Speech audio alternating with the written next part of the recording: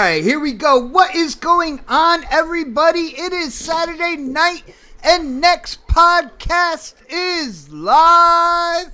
Oh, what is going on, chat? It is good to see you guys coming in early, getting ready for the show. And what a show do we have planned for you today? I know if you follow me on Twitter, you know I said we're going to be talking the truth about these consoles and the specs that we just recently got with the Ps5, the Series X, because there is a lot of craziness going on Twitter right now. Huge shout out to the chat. Thank you guys for stopping in. And as usual, I'm going to do it right now. I didn't even hit the thumbs up button yet, but I'm going to do that right now. Guys, you know, YouTube just does not like to do their job. They like to take the revenue. They don't like to do their job. So we depend on you guys. Can you please share this show out? Let gamers know that we are coming together tonight for an hour and a half, 2 hours or so, and getting into the hottest topics when it comes to the gaming news and the gaming community. Huge shout out to my brother Sleepy Goblin, who is awake right now. Mr. Glass, what is going on? David Gregg, what is up? Great Skull Zero, it is good to see you, my brother. A Lopez, what is up, bro? Z Black Rider is in the building, and Crispy Bomb is actually on the panel. So let's get into the introductions, and I'm gonna start with the man I just said. You know, you guys know him as a Gears head. I feel like Doom Eternal would be a perfect fit for this panel member, my brother Crispy. What is going on, bro? What is up? Good evening, everybody. We are going to get into the SSD is the greatest thing in the world, and T-flops don't matter, and once again, you know, Xbox has no exclusives, as we've heard, for the whole generation. So I'm ready to roll, baby. Let's roll into it like a steamroller. Nice, brother. And for people who don't know, I shared a picture that I made on Twitter because somebody tried to say what the Xbox template was, because you guys know me, when it comes down to it, and the PS4, the same games that people kind of hold in high regard, if you line them up all together, they look almost identical. So I put out the Xbox template, which is called Diversity. So I hope you guys like that. Yeah, Crispy, we got a lot to talk about, so I'm gonna go in to the next intro. My brother, you know, he is really down with the military first-person shooters, but I gotta say, he does stretch into other genres. He's been playing Ori 2, stuff like that. It is my pleasure to announce once again, my brother Predator. What is up, bro? Yo, happy to be on. I'm trying to look at whoever's shitty-ass Division gameplay footage this is. It's missing every fucking shot right now. It definitely isn't me. And I'm going to give you guys my intro and my Mark Cerny impression. Hold on a second.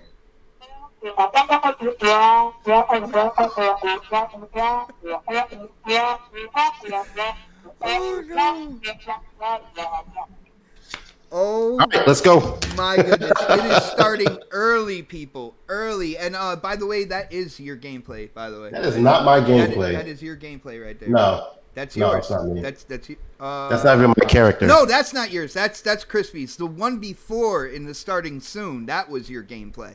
This is garbage. Look, yo, when you guys give me gameplay, I can use it for whatever on this show. I just want to let you know that, okay? Yo, next on the list, coming live from the 405, and you know, he's just trying to talk to the intelligent gamer out there. That's right, my brother K Mega. What is up? What's going on, everybody? Yeah, made a video earlier today talking about this mess, and yeah, we'll go in more detail about it later on, tonight, and just talk about this craziness that's going on, man. I mean, gamers should be excited, but as usual, there's people that want to spin things into their direction, and it ain't going to work this time.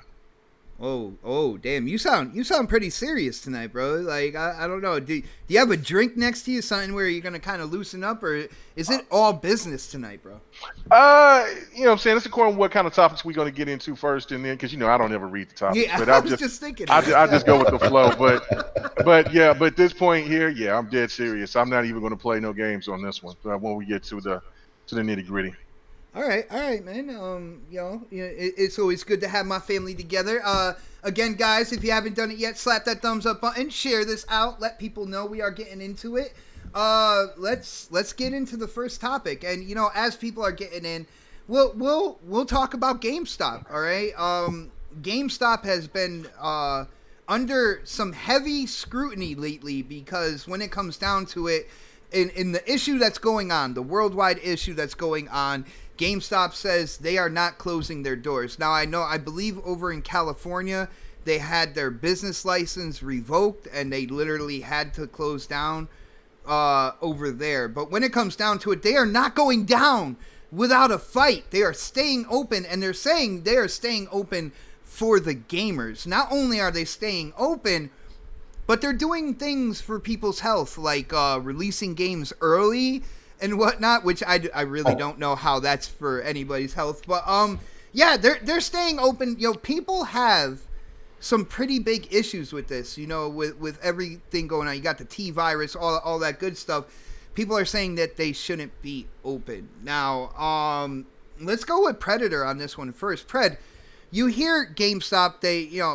There's people that are basically quarantining themselves to their houses right now. One of the forms of entertainment is gaming. What do you think about GameStop's stance here? Do you think that they're wrong in their kind of like stubbornness to close? What do you think is going on here, bro? I think it's kind of fucked up that they're open, and I'm hearing rumors that like they're not paying their employees who are quarantining themselves and that kind of deal. But like,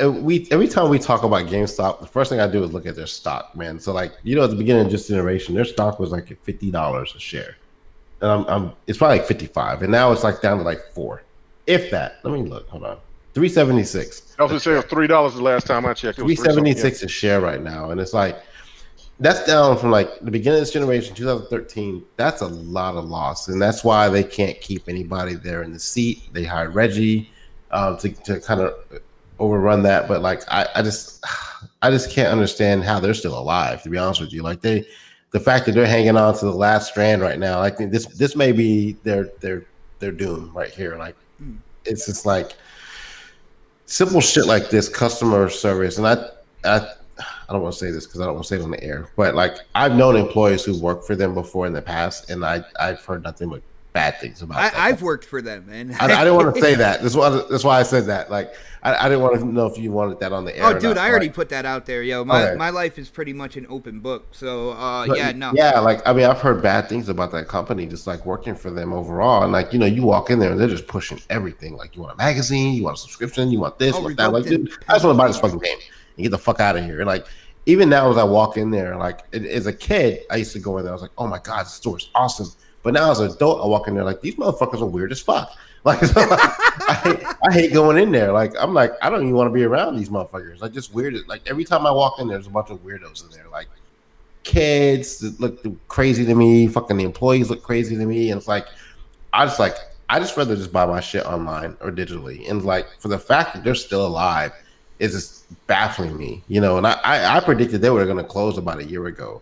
They've been hanging their head above water by doing shady fucking practices like this, like staying open during a fucking virus outbreak. Now, I will say this: there are a lot of places that are still open right now. Like the state of Texas, there's a state of Texas that shut everything down. Like you can't go in a restaurant, we can't have more than 5 people in one place. Like I can still go to Home Depot, but like I have to wait in line around fucking 30 people to get in the store. But like, that sounds safe right there, bro. Yeah, like they tell us not to be around more than 5 people, but then you're in line with like 30, and then grocery stores have like 190 people in there, So like I can kind of see their stance where they're like, well, if you want to be stubborn, you can be like, well, all these other places are open. Why the fuck can't we be open? I can go to a gas station. I can go to a grocery store. Why can't I come into a video game store where we probably only have about 5 to 10 people in there at the same time, max, unless you're in the mall, which are closed here in Texas. So, like you have your individual stores. So I don't really see the problem with them staying open. I just think it's kind of shady for them to not pay employees who decided to quarantine themselves because they may assume they have a virus or something that's infectious. So like I think that's fucked up. That's what sick leave is for. But I don't give two shits about GameStop. I only go into that store when I'm trading something in, or I'm buying something because my Well, yeah, kids want to go in they there. need to be around for the release of the Series X. I'll let you know that right now They're because gonna hang it out until then, and then after that, because like that's when their business spikes typically at the beginning of the console generations, or when there's like a new fresh like mid gen refresh. But once that's gone, they go back into the decline again. So like I think the last spike they had was around when the Series X and the Pro came out, and it's just been downhill ever since then. So I don't. I've been predicting they were going to close. I'm going to stick to that at some point in time. I think they're going to shut down. I think it will be slightly maybe a year after the releases of the new consoles. They're going to hang on just until then and survive just through that, and then they'll probably just hit the tank because we don't know when the next generation is coming well, check this out. after Like this one. The next mid-gen refresh, should I say? now, Pred, here's the thing, and I think you kind of touched on that in terms of my opinion, and I want to know what you think about this. So, in terms of my opinion, when it comes down to it, places like Best Buy are kept open as essential. Now, people are saying for routers and stuff like that, right? And when it comes down to it, for people who are quarantined, entertainment is a thing. All right, so like, how is GameStop gonna fold and be like, yeah, I'll do whatever, when their rivals in their perceived business is gonna stay open? You see what I'm saying? Like, and I don't see the big issue with them staying open. I think the bigger issue to me is like the fact that they're not paying their employees. That's an issue. That is definitely an issue. That has decided to quarantine. That's a choice, right? Like if like my daughter's at work right now. She works at Subway, right? Okay. They're open, but they made different. I guess they made adjustments to how they serve food and how they give it to you. Like you can go walk out and they'll hand it to you if you pull up to the curb, right? Like they're not doing that. They're not doing that at GameStop. Subway drive-through. I'm down. You're going in the store, like you're going to the store, you're standing around, you're looking at shit, you're trading in shit, you're talking to employees, like I don't think they're making those type of adjustments to their business. But I haven't been in there. But again, I hate going in the first place. But you're right. Their rivals are open. I think that they deserve the opportunity to stay open too. But don't give me some bullshit excuse like you're like, they don't sell routers there that I know of. Like they're not doing the same thing that Best Buy. Yeah, maybe that would be the thing. Like they'll get a shipment of routers and be like, yeah, right? no. We got 4 in here. No one's buying them, but we got 4 just to say we have them. Like no, like it's like don't use that as a bullshit excuse to stay open. Like you guys are open because you need the business, and this is a perfect time for them though. Because like if you're just sitting at home as a student, as a kid, as an adult, the games, like you're gonna want to have to go out to the store, maybe buy a game or two or something like that, some preferables or something like that, and like just if they sold water, I can understand it. But like, shit, man.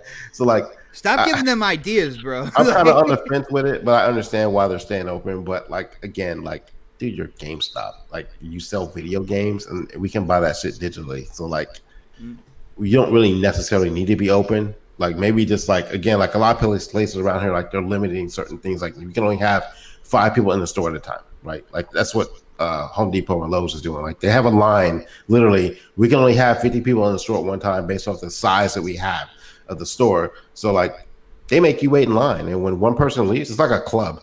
Like the fire thing, like the fire specs or whatever. They say you only have this amount of occupancy in the building. That's basically what they're living up to now. And so like you wait in line, and when one person leaves, one person comes in. So I don't know if GameStop's doing that. They're probably just letting everybody people would come hate in. me. I get so like indecisive. If I'm going in with a certain amount of money and I don't know what I'm getting, I will spend some time looking around and stuff. Can you imagine the person behind me just waiting to come in? Yo, they would get so mad. Are you done yet? Are you done yet? Are you done? Yo, just pick up the game, man. What's going on, yo?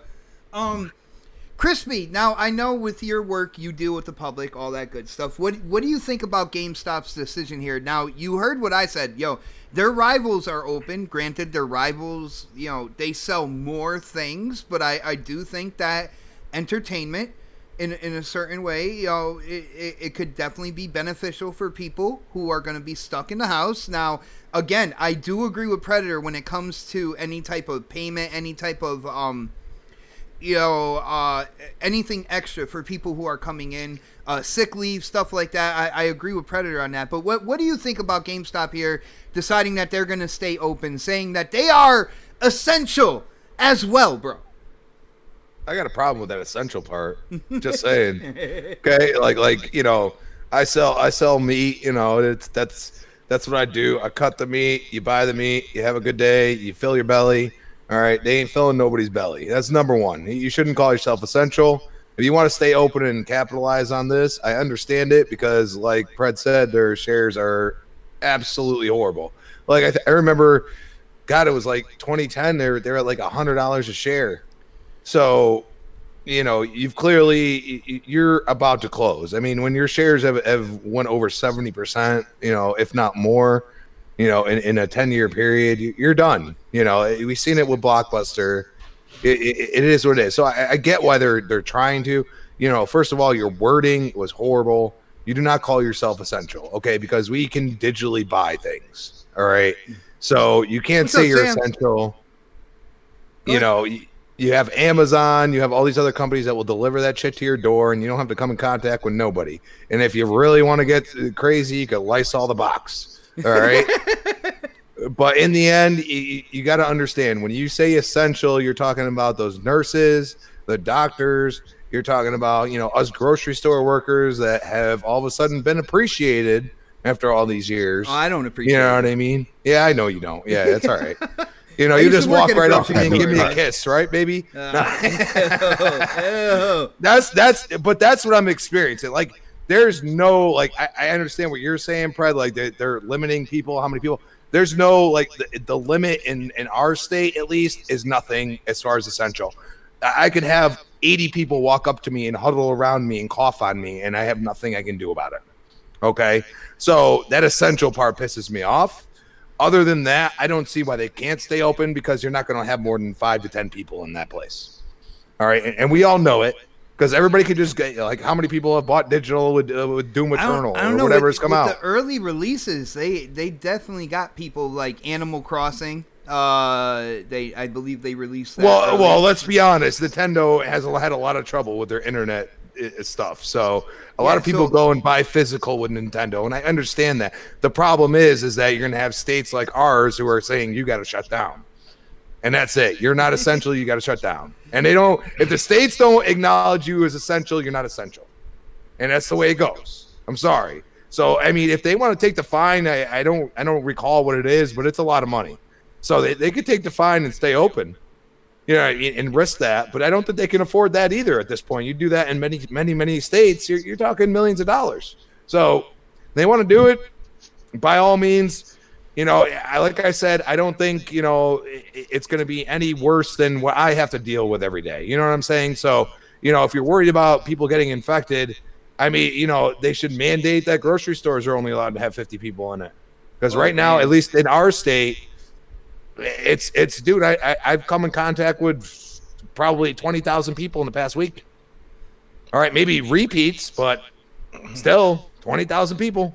Damn, I mean, how are people repeating? They're like, "Oh man, I forgot to catch." No, but there's no they're coming in at 2, as early as they can. You know what I mean? And they're trying to hoard anything they can. Like, I will put ground beef out there and be gone in a half an hour.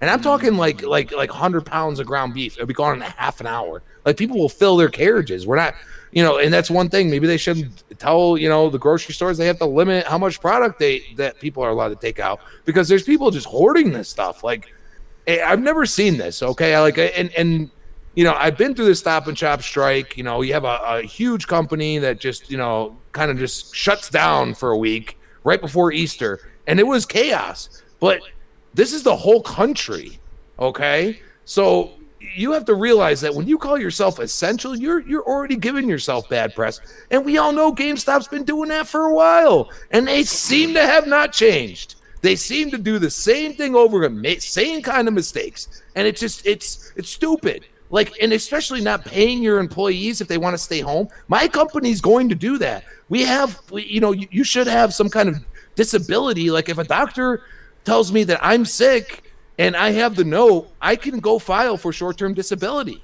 Okay? Because they don't want me there. They don't want me getting the masses sick. You know what I'm saying? Yeah. And at least my company's giving us $1 more an hour. So, I mean, incentivize these people. You know what I mean? Like if these people, are debating about staying home, if you throw another $2 to $3 in their face an hour, they're probably going to say, well, screw it, I'm going to go in. But that's their choice. You know what I mean? You have to let them have their choice. And that's something that, GameStop continues to just mistreat their employees. And, the employees are being told constantly to mistreat the customer. And we've seen this throughout, these past like 5 years, and they just continue to do it. And, I was hoping Reggie would go in there, but I think he's too late. And I think we're going to see them get through this new launch, and that's it.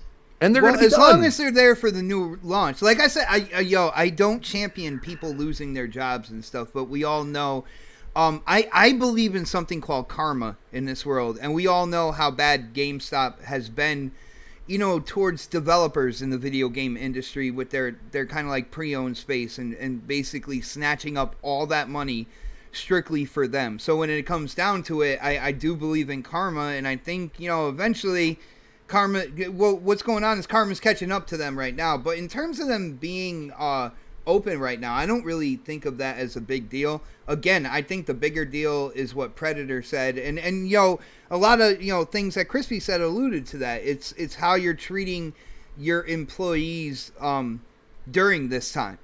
I think that's probably and I go back to saying, like, at this point in time, with the hazards involved in doing the jobs we're doing, you should not treat your employees as expendable at this point.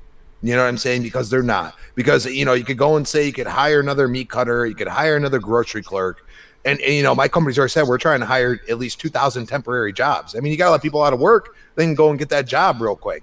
But there's risk involved. You know what I'm saying? And that risk is at least being compensated by certain companies like mine.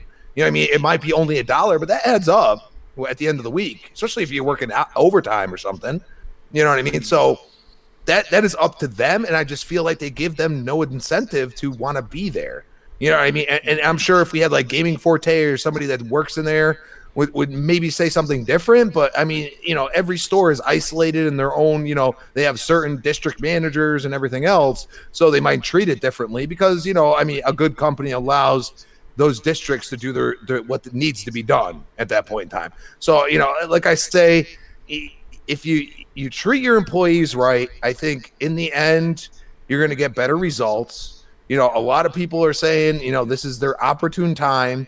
But the problem is the stock market keeps going down, and it don't matter what company you are, you're still taking a hit. Now, like I said, some of these grocery companies aren't taking as big as a hit because, but the problem is that we're not getting the product when we need it. You know what I mean? So in the end, like, we're making good money, but we could make more. Oh, and they're making good money, bro. Like, when it comes down to it, you gotta remember being a manager, I have to think of it that way because I'm trying.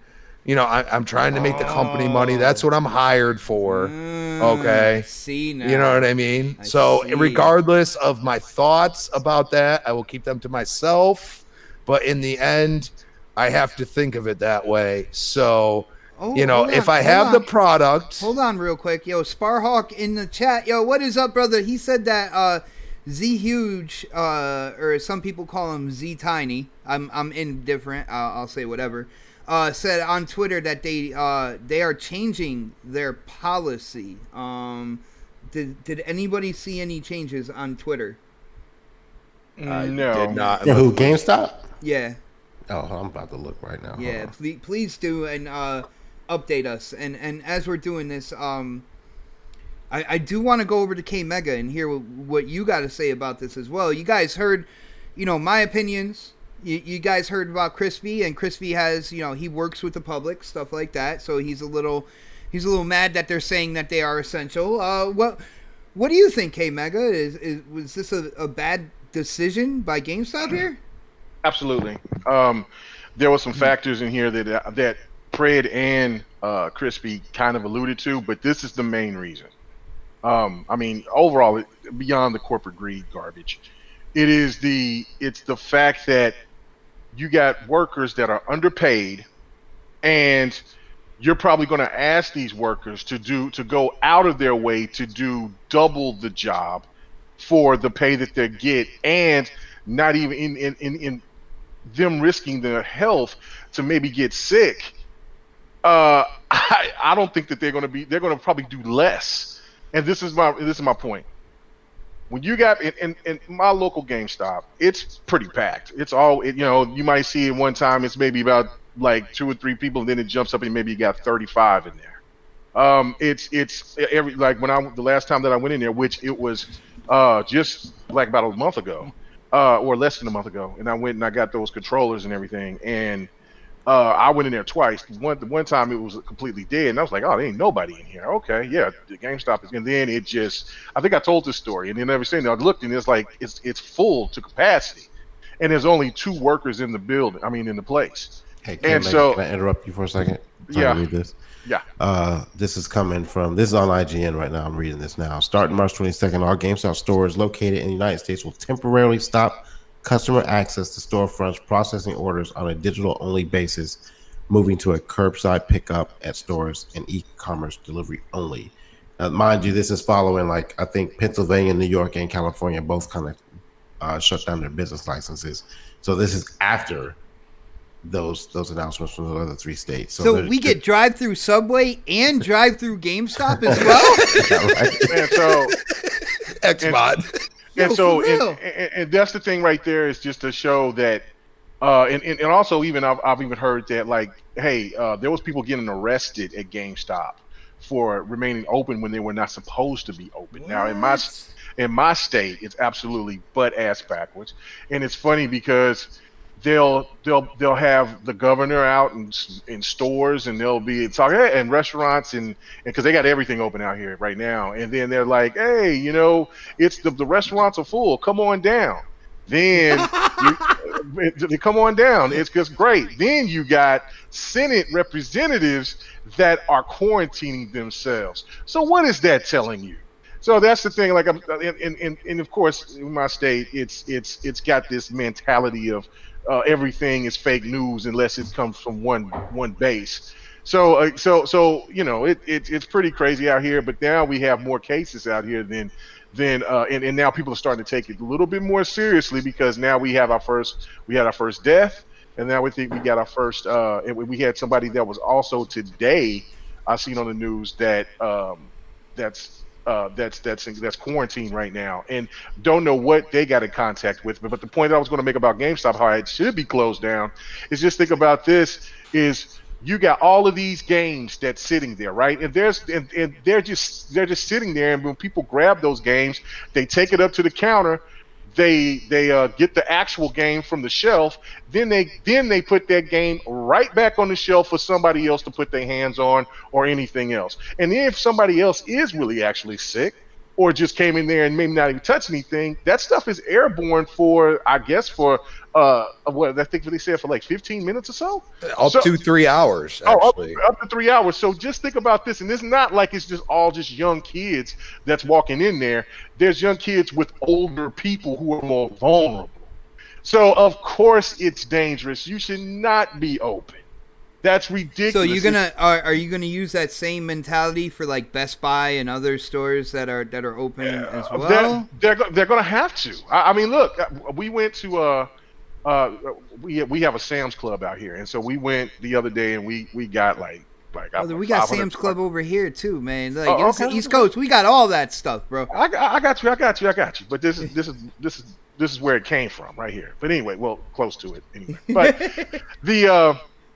But we went and we got quite a bit of stuff to store up a little bit. No toilet paper, but we've got what I'm saying. But it's weird to look, and you see some people with masks on. You look and you see places, you see like shelves just completely gone, and then like you got pallets that's just empty. It's crazy, right? So But they put it in, that place is not going to be as full as your local grocery store because it's a membership like Costco. So it's not, so you're not going to have as many people in and out of those type of places. But that is the thing. If you're going to leave those places open, then they have to follow the rules and regulate. And you can't just have it. This stuff is it's up to 23,000 cases already. Just yesterday it was at 13. So this stuff is continuously growing. So you have to get to a point to where people are taking, you know what I'm saying, have the opportunity to take care of themselves and to be healthy.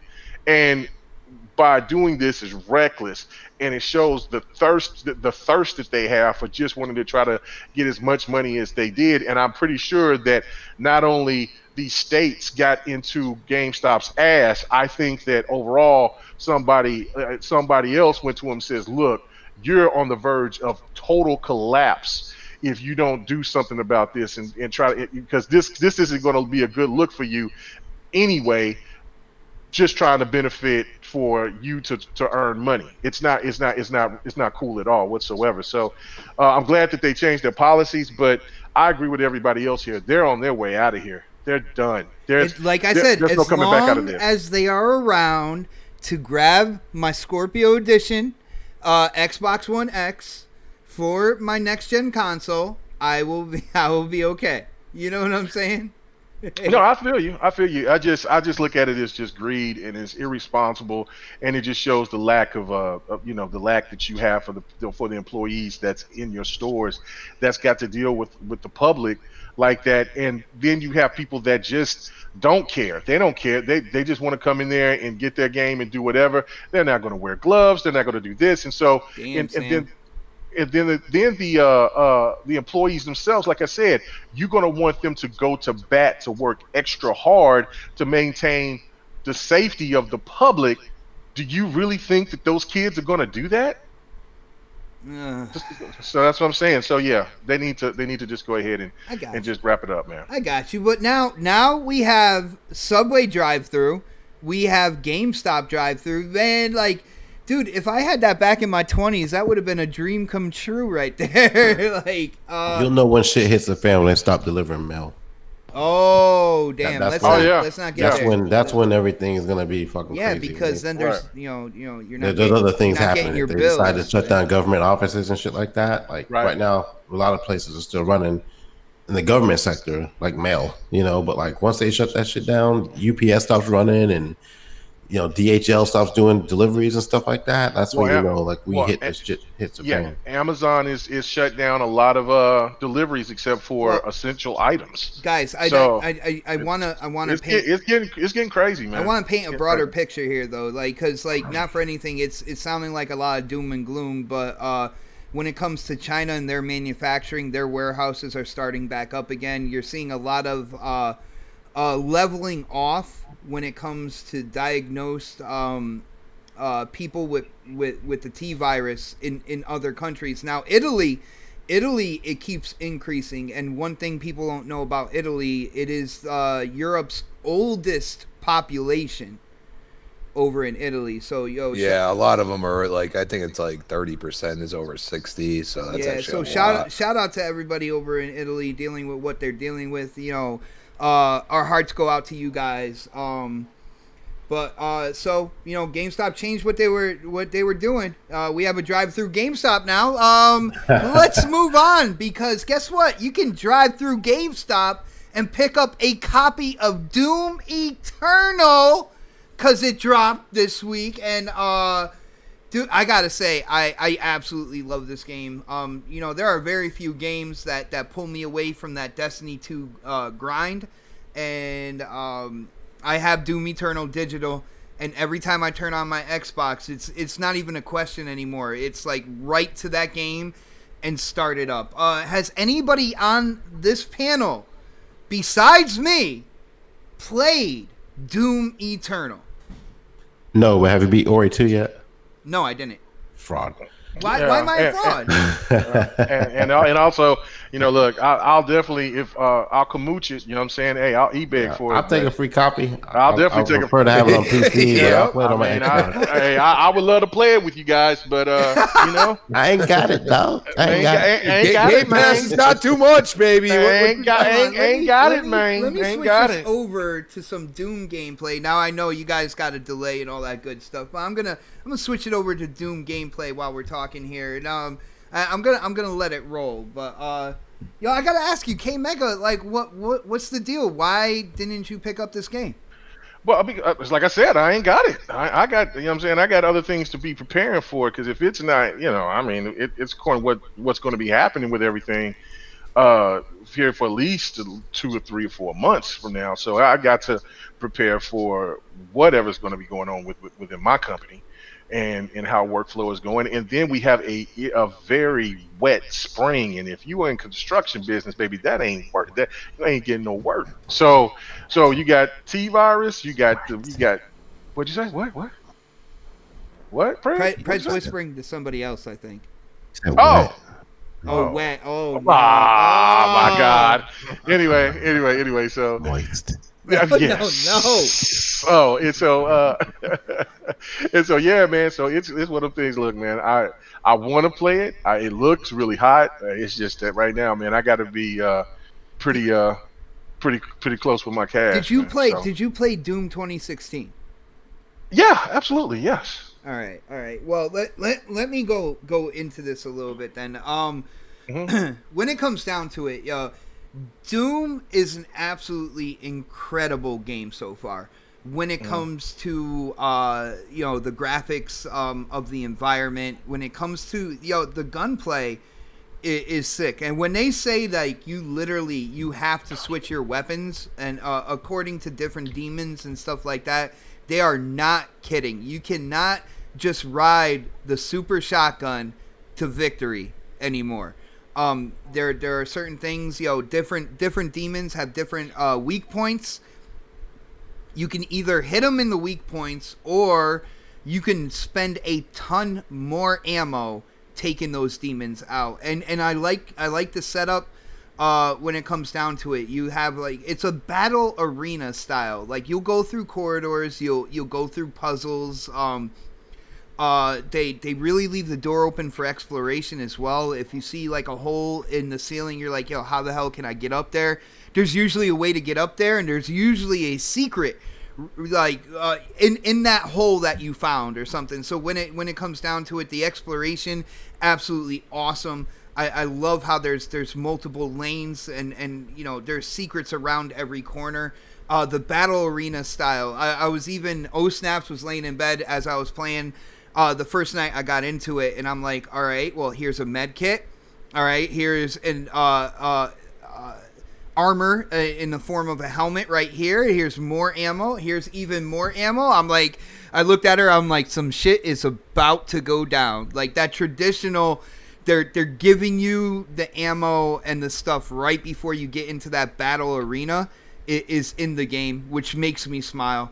One of the key points when it comes to the gameplay and the battle mechanics are the amount of destruction on the demons. Absolutely phenomenal. If you go close to one of the flying demons or whatever, like I'm not gonna go through all their names and stuff. The big red demon with the one eye. And if you get up close to them and just bang off your shotgun real quick, a chunk of the thing goes flying. And it's not just like a chunk that comes, like you can literally, you look at the chunk that hit the ground and you look at the hole and it's the same shape. Like you can literally think about putting it back onto the creature.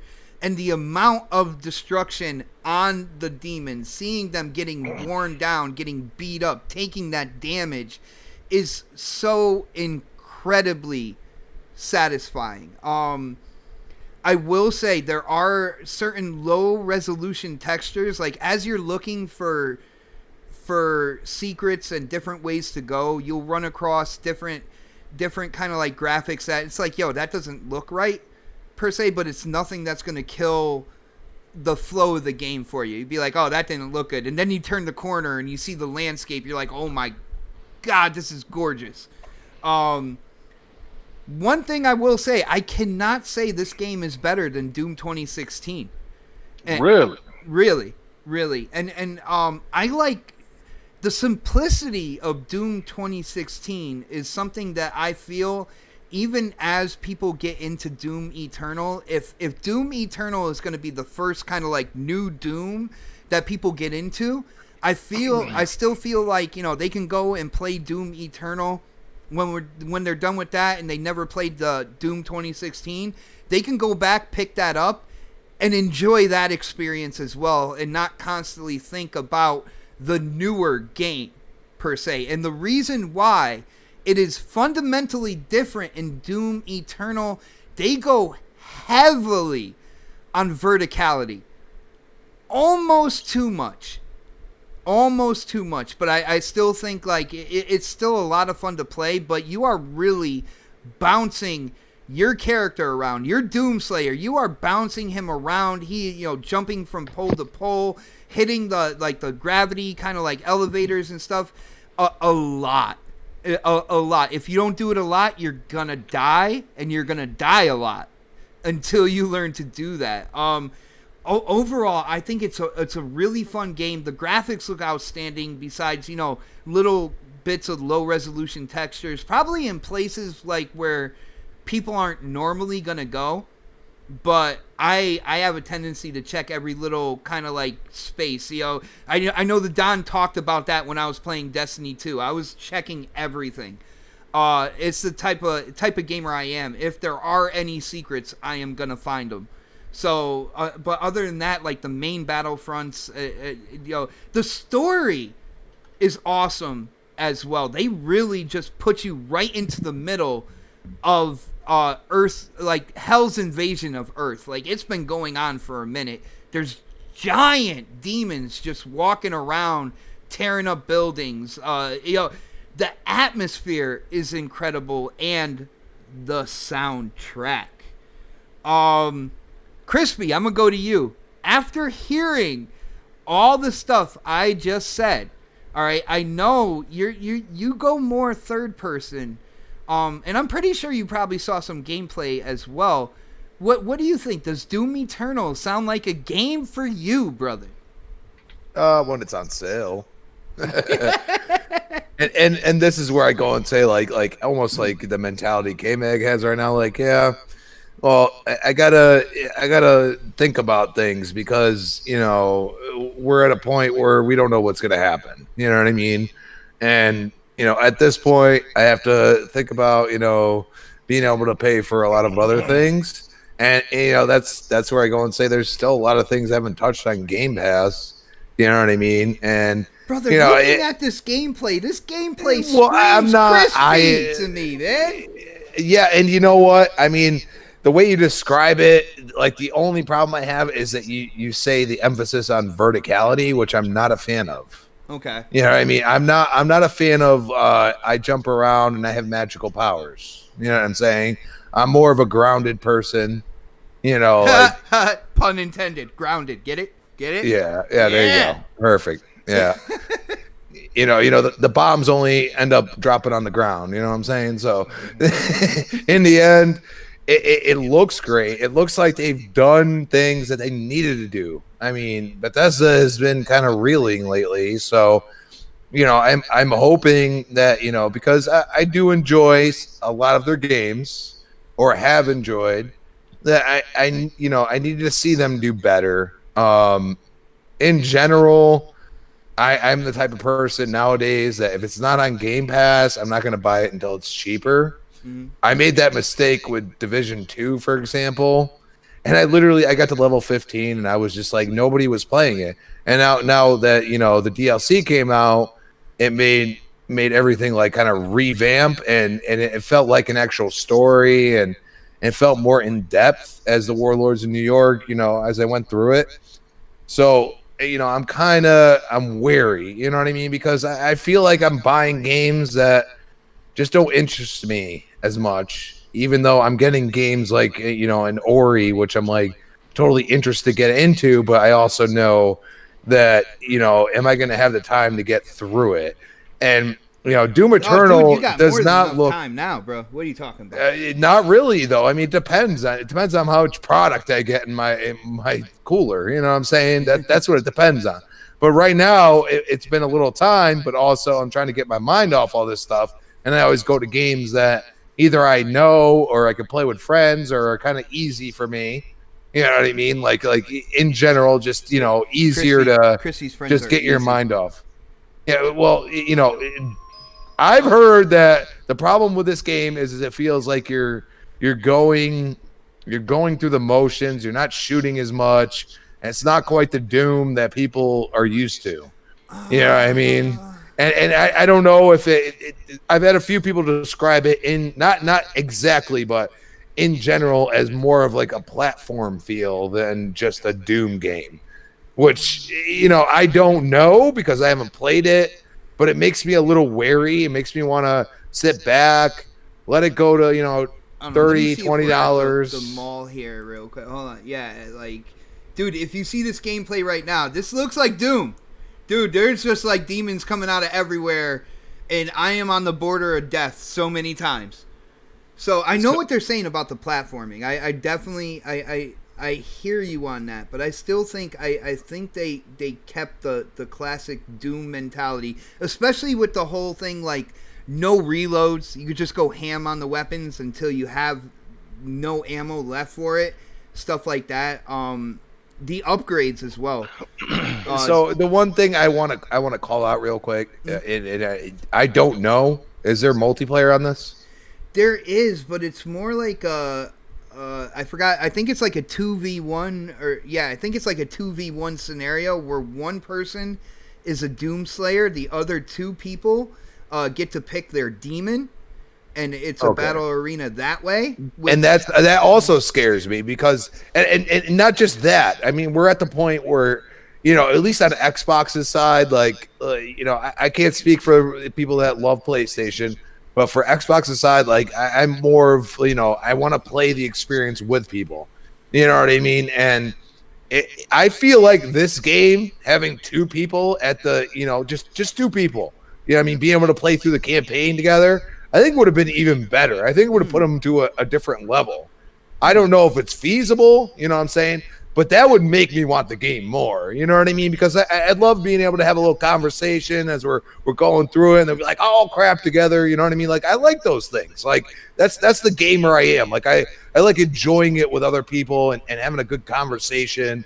And it makes me want to go through the game more. When I have somebody that's like, "Hey, you want to play this tonight?" You know what I mean? Like, and instead you're kind of sitting there like, "Okay, I'm by myself, just doing it." You know what I mean? And you might be in a party and you might have one person playing Gears, one person playing Halo. You know what I mean? And you can do that, but you're not focused on the game as much either, which, for a game like this, from what I see, it's worth focusing on. You know what I'm saying? Mm-hmm. Mm-hmm. Well, Crispy, I appreciate your honesty, and with everything all said and done, your iffiness about the multiplayer. I guess when my YouTube money comes in, I've been looking for my YouTube money to come in. I guess I won't be buying you the game then. You know what I'm saying? Like, you're gonna do me like that? Too many questions here. Like I want to make sure you get the right game for you.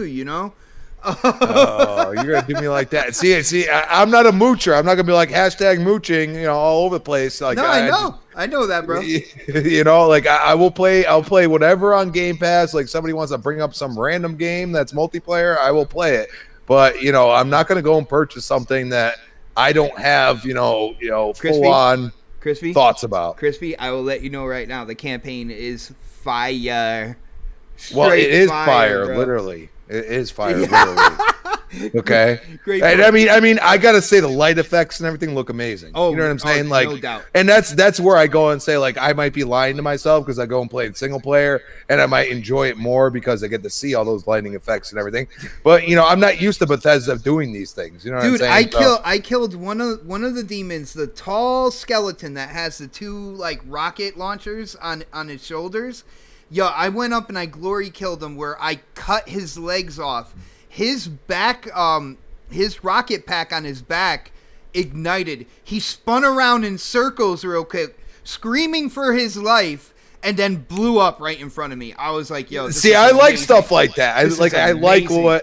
I like what certain games have done with that, like hit points and like weak areas and stuff like that. I like that. So see now you probably reeled me back in a little bit, but that's the way it is. Like, dude, like we have so many games to pick from now. Like I've never experienced this. Like I came from when you had to spend $60 and you had to do this and had to do that to get a game you wanted. You know what I'm saying? Like I had to. K-Mega, he's overwhelmed right now. How many games, man? That's funny. I know, right? Yo, people say no games though, bro. Like, what's going on here? I can't see it. Don't see it. All right. Yo, Pred, I know you are more into military shooters and all that good stuff. And like I said, you expand beyond that. What's going on with Doom Eternal? Is this something that you're planning on picking up in the future, or is it just completely like just not your thing? You're not even interested, man. I'm completely not interested in this game. It's not that I don't think it's not that I think it's a bad game. It's just not my style of game. And being the smarter consumer that I am, I've realized, like, again, I played the last Doom that came out in 2016, 2018, 2016. 2016. I played that, and it wasn't a game for me. It just wasn't anything I was interested in getting into. Yeah, this wouldn't be for you then, man. I don't like space shooters. So like these, like with the exception of Halo, a space shooter though. It is. Like futuristic space shooters are not my thing, and I'll play like Halo. I'll play. I'm trying to think of the next other one I played. Well, I hope you play Halo. Otherwise, we Destiny. I'll fuck play with a Destiny game together ever for a small period of time, right? Like, but I was never interested in Doom. I just could never get into this game when I played it, and even the older Dooms, like when they first came out, like the old 3D style ones, I just never liked that game. I don't know what it is about it. It just wasn't appealing to me for some strange reason. But I'm looking at your gameplay now, and like I think it's paused on my screen for some strange reason. But like, you were trying to get that little jump, that platformer jump that you're trying to get going up into that little tube thing. And I'm like, dude, just jump to the right. Like, like there's a ledge there, and we were kind of talking about airs, like, when you have these kill mechanics, like I just saw one just now, and I remember this in God of War with like the troll or giant troll thing looking things, like the kill mechanics were exactly the same for every, like it was ice troll, like yep. And I was like, it's man, not I wish like I that in Doom though. Like depending on where you're positioned on the demon, it'll get a glory kill according to your position. If you jump up and come down on the demon, it's a different glory kill than if you're standing right there, right at their chest, or if they're on their back, or if you're looking down at their legs. There's a glory kill for every different kind of like position. Every enemy you kill in the position you're in. And that's fine. And I like that aspect, because I think that's what people liked about the last Doom. Like, you got these different kill mechanics, but I would assume like you might have like 5 at the most, right? Something like that. About 5, yeah. Yeah, and I would probably get bored of those 5. There's Zeke. What's up, man? Sorry. So I mean, because for me, it's like the first couple of times I do it, like, oh my god, it's fucking awesome! I fucking slice this dude's face off and it's pissing his throat.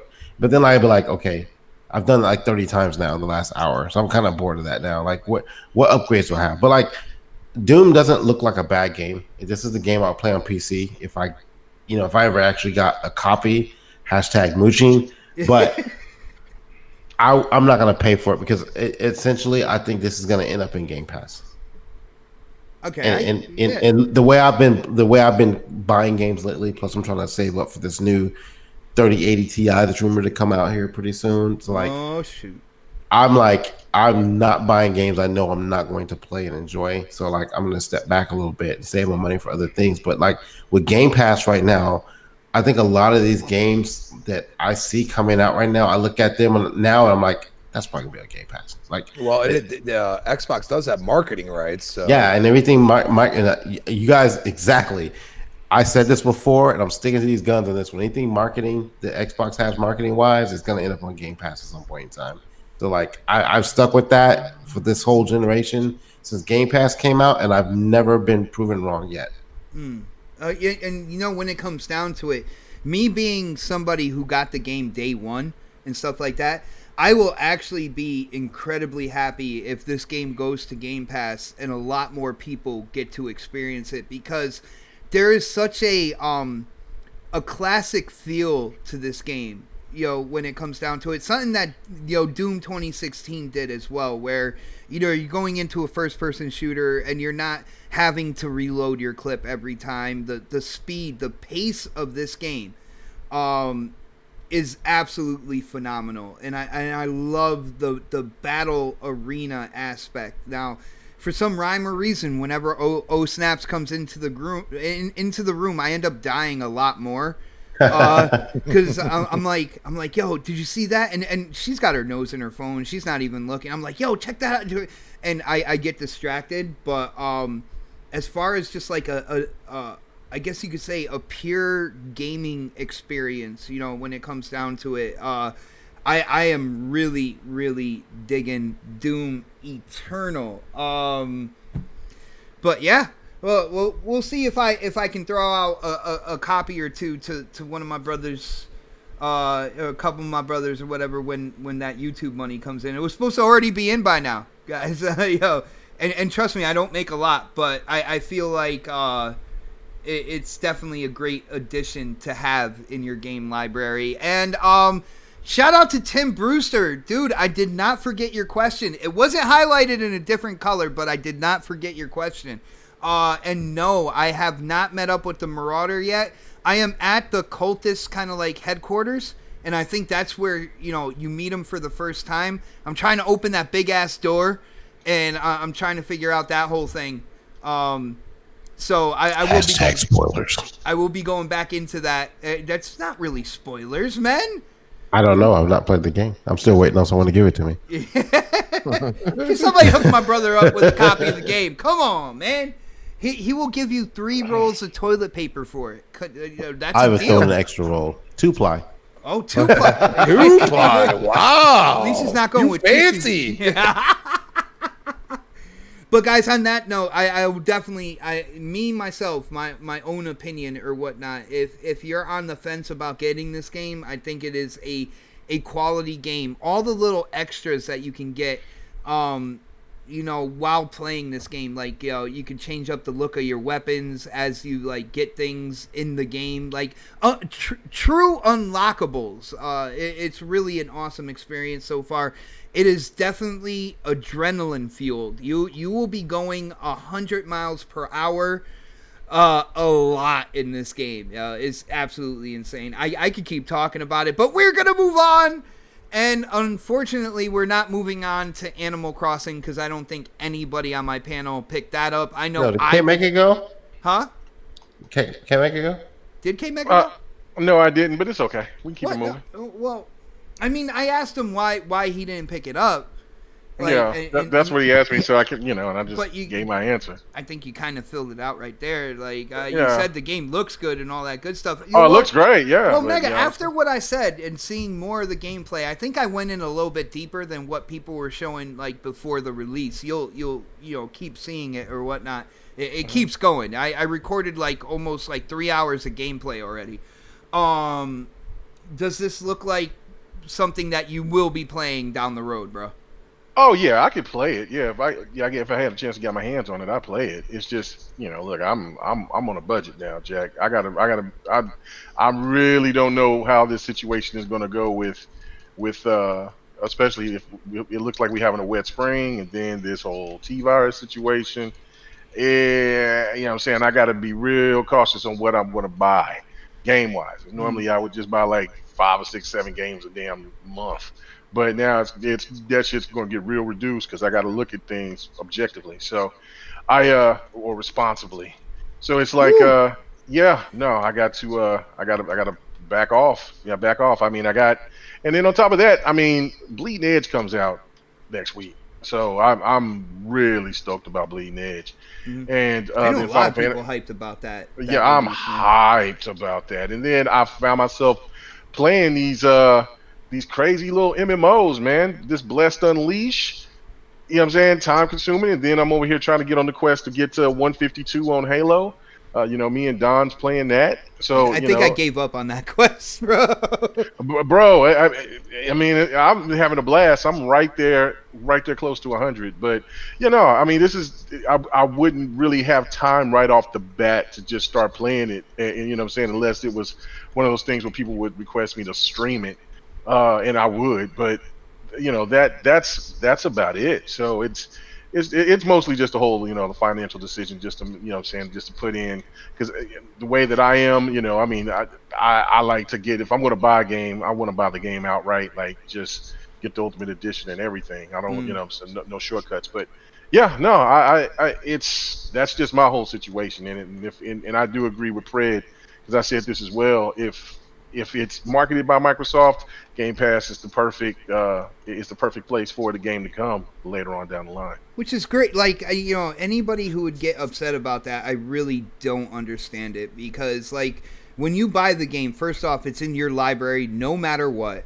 You know what I'm saying? It's your game. And then if more people get to experience it, like you were able to play it day one, being that person who buys it like right off the bat. Let other people be, get a chance to play it as well. That's the way I feel. I don't think anybody should get mad if it does go into Game Pass. Yeah. No, it shouldn't, and nobody should get mad. I mean, look, if you're an early adopter with anything, things will depreciate over time. You know what I mean? So why would you be pissed off about that? Like, I was listening to people say to me, like, man, I got mad because the X was this, or now the PlayStation Pro is this now, price now, or what do you expect? You know what I'm saying? I mean, look, you got it. You know what I'm saying? I mean, when you got the PlayStation VR, you should have known that it was going to go down in price. I mean, everything does. So I mean, it's like when I buy a game, I'm not bitching because like the Division. I bought the Ultimate Edition of the Divisions 1 and 2.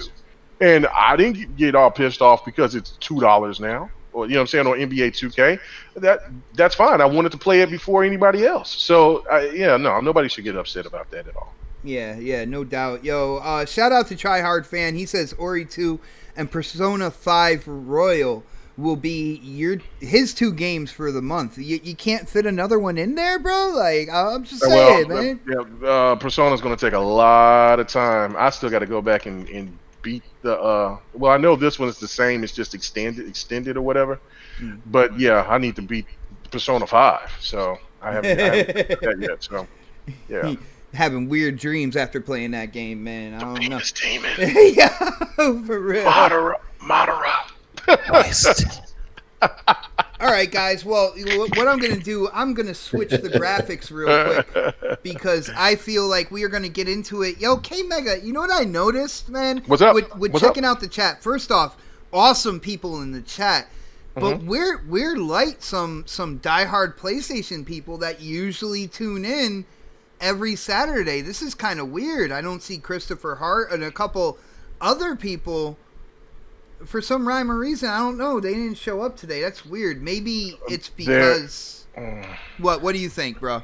I know that they're probably on another podcast that's on around about this time that's more PlayStation friendly. They need all the support they can get. Well, what, dude? I'm king neutral. We are PlayStation friendly. We are Xbox friendly. We are that's not the friendly that I'm talking about, Bot. I'm talking about lies friendly. Yeah. We're here to help. Those alternative facts. That's what they need right now. They don't want the truth. They just want alternative facts. Guys, we are getting into the meat of the show right now, and we are going to be talking about the PlayStation 5 spec reveal. So let me switch over to everybody's favorite person when it comes to revealing new information. That's right, people. We have Mark Cerny on the screen. Yeah. Here we go. Before we get into the specs, I do want to ask you guys again. We covered it when we were fresh off of the reveal. We did that on K Mega's channel. Right after the show. Oh no! Oh my God. You are a damn fool. Dude, I think whatever voice you're using there, I think that's actually louder than Mark Cerny. So, okay, yeah, it's a little better, a little better. But no, Am I watching an episode of Charlie Brown right now? What's going on here? That's what Mark Cerny sounded like when he was speaking. Well, guys, here's the deal. We're gonna talk about, after a couple days, like getting everything kind of like soaked in and stuff like that. We're gonna talk about how they revealed the specs first. Now, I am gonna go on record stating I understand that there was no GDC, but to me, that does not make a difference when you have first-party development studio leaders saying, I'm going to tune in. Are you?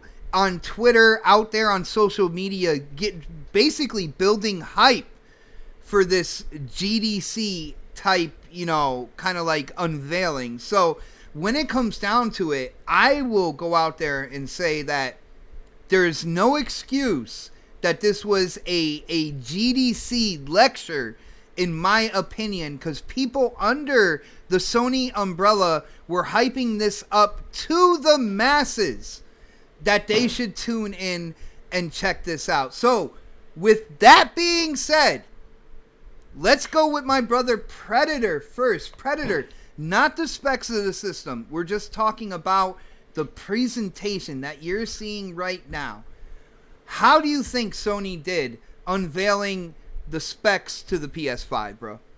I think that was completely shitty as fuck, right? I understand it was a GDC thing. I think we talked about this in another podcast before, but like we get it. It was GDC, but GDC got canceled weeks ago. And you mean to tell me this is what you can't, like, I'm looking at the characters, the fake ass fucking silhouettes in the background right here in the foreground. Yeah, we pointed that out live. We're like, yo, are those I'm cutouts? like, it felt like it was on a loop. The fake ass background behind Mark Cerny, he's like it's on a green screen or something like that. And he was just sitting there just talking. And my first tweet was like, this is a fucking college lecture. This just reminds me of college. I'm sitting there taking notes, listening to this motherfucker talk all day for like an hour. And I'm like, I get it, who the audience was for. I get that it was like for developers, but my thing is like, you had time between what you were going to present at GDC to, after GDC got canceled, to change that, and for you to go out there and hype it up as if it was going to be some huge reveal, knowing how PlayStation is, like they'll tweet something out and it's popular. You present Mark Cerny and that's it. And just him talking about just tech. And again, because I know Don's going to slap me if he jumps on here. I understand it was for people like Don. Like, I understand that completely, that this was built for people who are tech enthusiasts to understand this sort of thing. However, when it was advertised, because normally GDC, like on a normal gamer is not going to tune in to GDC. Just a random normal ass gamer is not. They might catch up on highlights of it later, but like they're not going to sit there and listen to it all fucking day. Like Mark Cerny talking for an hour. We're not doing that shit. We'll catch the highlights the next day, or like we see it on Twitter. But like you presented this as if you're going to have some super fucking news out there for the masses, not just the tech enthusiasts, but for like the gamers, the casual gamers. And so to me, I think that's where it was fucked up. And for your competition, Xbox, to come out, they've shown the console, they've shown the controller, they've come up with specs. They've done everything they possibly can so far going into the lead up for what we would have probably seen at E3 if we still have one. We've seen all that, right? Mm-hmm. So, actually, they canceled it. So let me go back. We've seen everything that Microsoft's going to lead up to the console, with the exception of games playing on it as it pertains to their next generation console. From Sony, we've seen the logo and we've seen Mark Cerny, and that's it. That's all you're giving us. Mm-hmm. That's it. And so for you to come out after Microsoft has revealed what it did, I think was it last week that Microsoft had their stuff. They're like, they went through a couple other things. Monday, Tuesday. Was it Monday or Tuesday? And you follow suit with Mark Cerny with his Charlie Brown teacher voice. And it's like, I think that was a misstep for them. I think, even if Mark Cerny's going to come out and that's what their plan was in the beginning, you have to adapt a little bit and change and make. Because I've seen Sony make changes on the fly in E3 2013. They could have done something here too. They could have made a change on the fly and said, "Hey, okay, why don't we show the console? Why don't we show the controller? Why don't we show this? Not just the specs, but this." And so the presentation to me was ass. Like, it's just him speaking. Was. To me, it was just ass. Like, I mean, there was information there, but at the end of the day, like, where's the demonstrations? Who was it for? Well, who in their right mind understood what this information was live when they were watching? Somebody's right here. I'm just saying. Okay, you, whatever. No. I'm not. Don here. Yeah, Don, I knew Don would hop in. I knew you were gonna hop in here. Well, hold on, real quick. With the exception of Don, like for the most part, the majority of the gamers out there, not the tech knuckleheads, but the gamers who tuned into this, who were told to check it out, most of them didn't understand.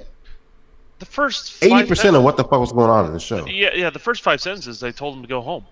Did he really? Yeah. Go back and look at the very beginning of it. They said we're going on a deep dive. This is for developers. We're not going to be showing this. We're not going to be showing that. We're going to be talking about this. I missed the first 15 minutes of it. Yeah, and a lot of us who were watching it missed it because we talked over it. But that they very clearly defined. They didn't advertise it correctly, but they clearly defined at the very beginning what this was for. And at that point, most people that are not interested in that should have tuned out. Yeah. But the thing is, they presented it in the beginning before that, like as if it was something. Yeah, and they got people like, when it came down to it, like I streamed it live on my channel for how they were kind of like hyping it up and marketing it through Twitter as something grander than exactly what it was. But hold on, huge shout out to my brother Sir X-Man, hitting that super chat, showing support for the show and the channel. Thank you, brother. He says, Xbox One stack. I like that name.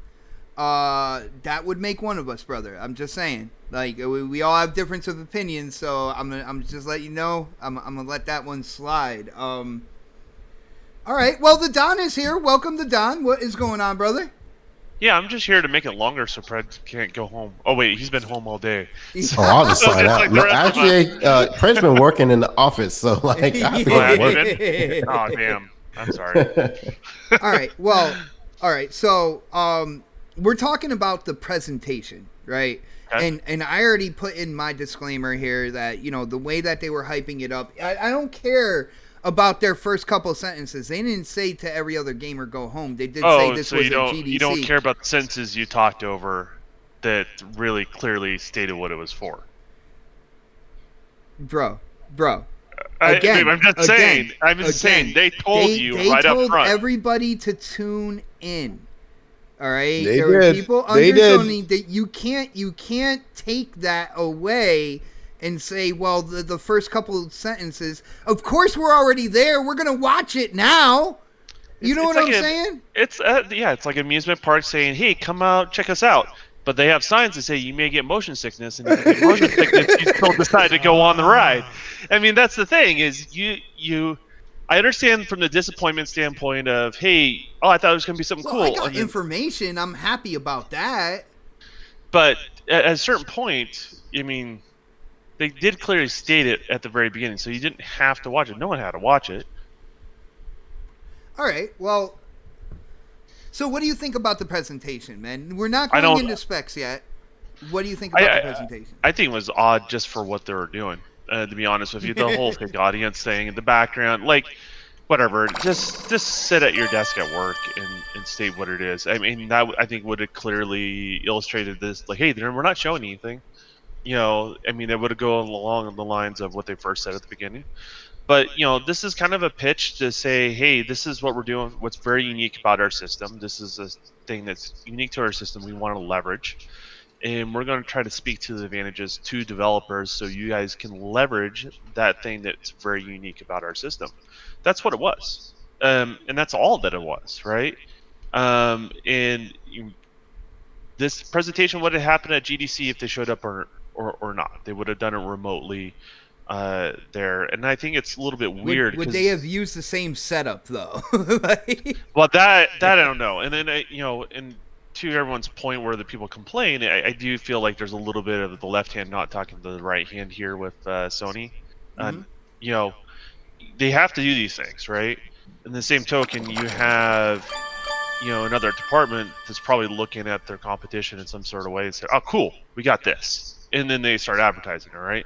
And it very, very disconnected as far as all that stuff is concerned. But I thought the information was great for what it was there, and I think it served the purpose of what it was supposed to be. I think people wanted it to be something that's not meant to be. They And I wanted it to think, be something that they were getting hyped up for it to be. Let's be real. yeah, exactly. And then there'll be a time for that, and Sony will do a little bit of a blowout on PlayStation. Is this a major setback or not? I don't know. To be honest with you, I think if if they dive deep into what they expect to be on their console in the next 3 years, I think people will forgive them for it. To be honest with you, they're true PlayStation fans. Um, but yeah, they need to start getting together. And need to get together right now. They need to have their left hand talk to their right hand, and Well, and that was an that's issue with Xbox at the beginning of this generation as well. Was sure. they didn't have a unified message moving forward. So like that's kind of like the same situation here, at We're least preliminary wise, right? well, we're Real seeing little quick, you peaks guys of it. keep in mind we're dealing with the new regime with Sony too. Yeah, that's true. But we'll see. I mean, this is kind of the first couple little things that they're doing it's like that seem disconnected, right? I mean, I thought the other thing that seemed disconnected is when they showed the PS5 logo. I'm like, whoa, that's like board meeting type stuff. Hey, here's our new logo, right? You know what I mean? You know what I mean?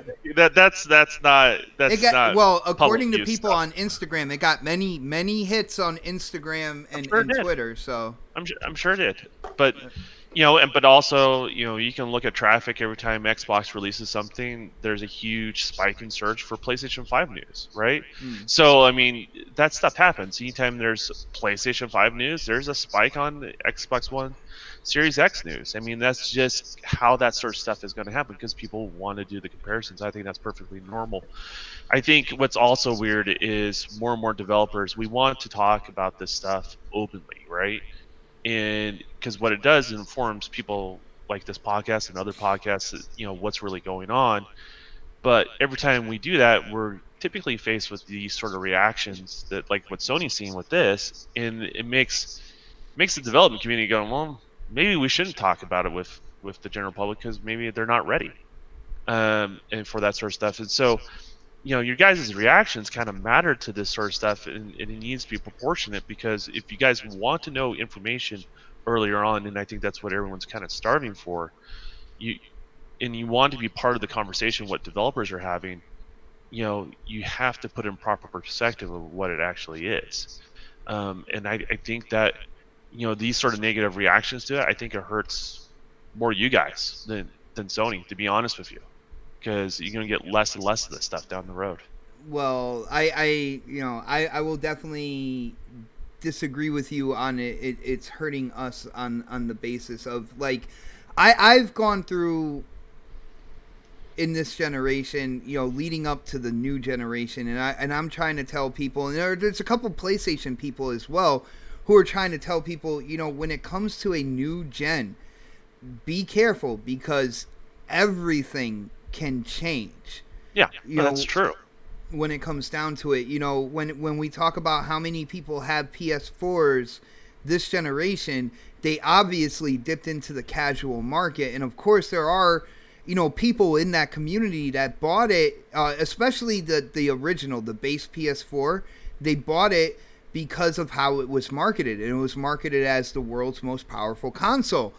So, moving into a new generation, I try to tell people, the people are like, oh, they're going to be absolutely faithful. They're going to bring their library over with them. They're just going to buy the next PlayStation. And I'm like, yo, be careful with that, because with a new generation, everything can change, like with the turn of a page. And you're seeing kind of like what could be the build up to that right now. I do want to hit the super chat one more time. Shout out to my brother Sir X-Man hitting up that super chat one more time. He says, Xbot, the system stacks together. I got you, bro. That doesn't mean you have to call it that. Yeah, I'm just saying. Dude, I appreciate the you sharing your thoughts with us. No doubt, man. I definitely appreciate that. I'm just not rolling with you on that name. And shout out to Delirium Blades, aka Brian Baker, aka Mr. Positivity of Xbox Live. He says, how much hardware ray tracing can they really get out of 36 compute units? It's a joke. And brother, I'm actually right there with you on that, bro. I think the compute unit total is going to be something, and we'll get into the specs. K-Mega, what did you think about the presentation? You heard Don here, but I don't want you to feel like you have to be subtle because we have a developer on the panel. What did you think about this presentation, bro? I mean, that just because Don's here, that's not going to. Come on now, you know better. Stop it. And Don knows that too. So no, the show was. Hey man, I didn't tell you what to say. You say what you want to say, Ryan. Right. This is my thing. It's like the show was boring. It wasn't exciting whatsoever. I mean, it was. But we also know what GDC is about. I don't normally see people getting all hype in the past talking about GDC this, GDC that. So it's one of those things where what everybody else has alluded to is that, hey, the marketing behind this was the biggest culprit of getting people up in arms behind this presentation. And I didn't hear the what Mark Cerny said in the beginning either about, hey, you might need to just go ahead and step away and not look at this. But again, it's still someone's fault at Sony who wanted to promote this to get the people hyped, because obviously they've been paying attention to so many other people wondering and complaining and almost stressing out to the point of like, we haven't heard nothing. What's going on? We haven't heard Sony be this quiet. What's going on? They're the market leader. Blah blah blah blah blah. We've heard all this. So then when you get it, then here comes Stan social media getting ready, 13.3 teraflops going all in. It's the big moment. And then you get what we got, and they laid a huge egg. And I hate it for Mark Cerny because he's only doing his job. And he's trying to get developers and stuff on his meet. But what I think at the end of the day is that it hurt Sony more than it did anything to benefit except for the developers and people that will work on it. But overall, how I look at this is a repeat of 2013 with Xbox. When they did that TV, even though I loved it, I was like, this is dope. But the public, they couldn't stand it. And then media went crazy on it. Everything else went crazy on it. They were saying that wasn't the right approach. This has got the same type of outlook to me of Sony 2020. It's not going in the right direction. Now Sony could go out there and they could blow it up and show and have a killer show. But everybody knows now that their console is not the premier console. It's a great console, but it's not the best console that's out. And it almost made it seem like, even though what he showed about the PlayStation 5 was really cool, but it still's got it left a bad taste in a lot of people's mouth, in my opinion.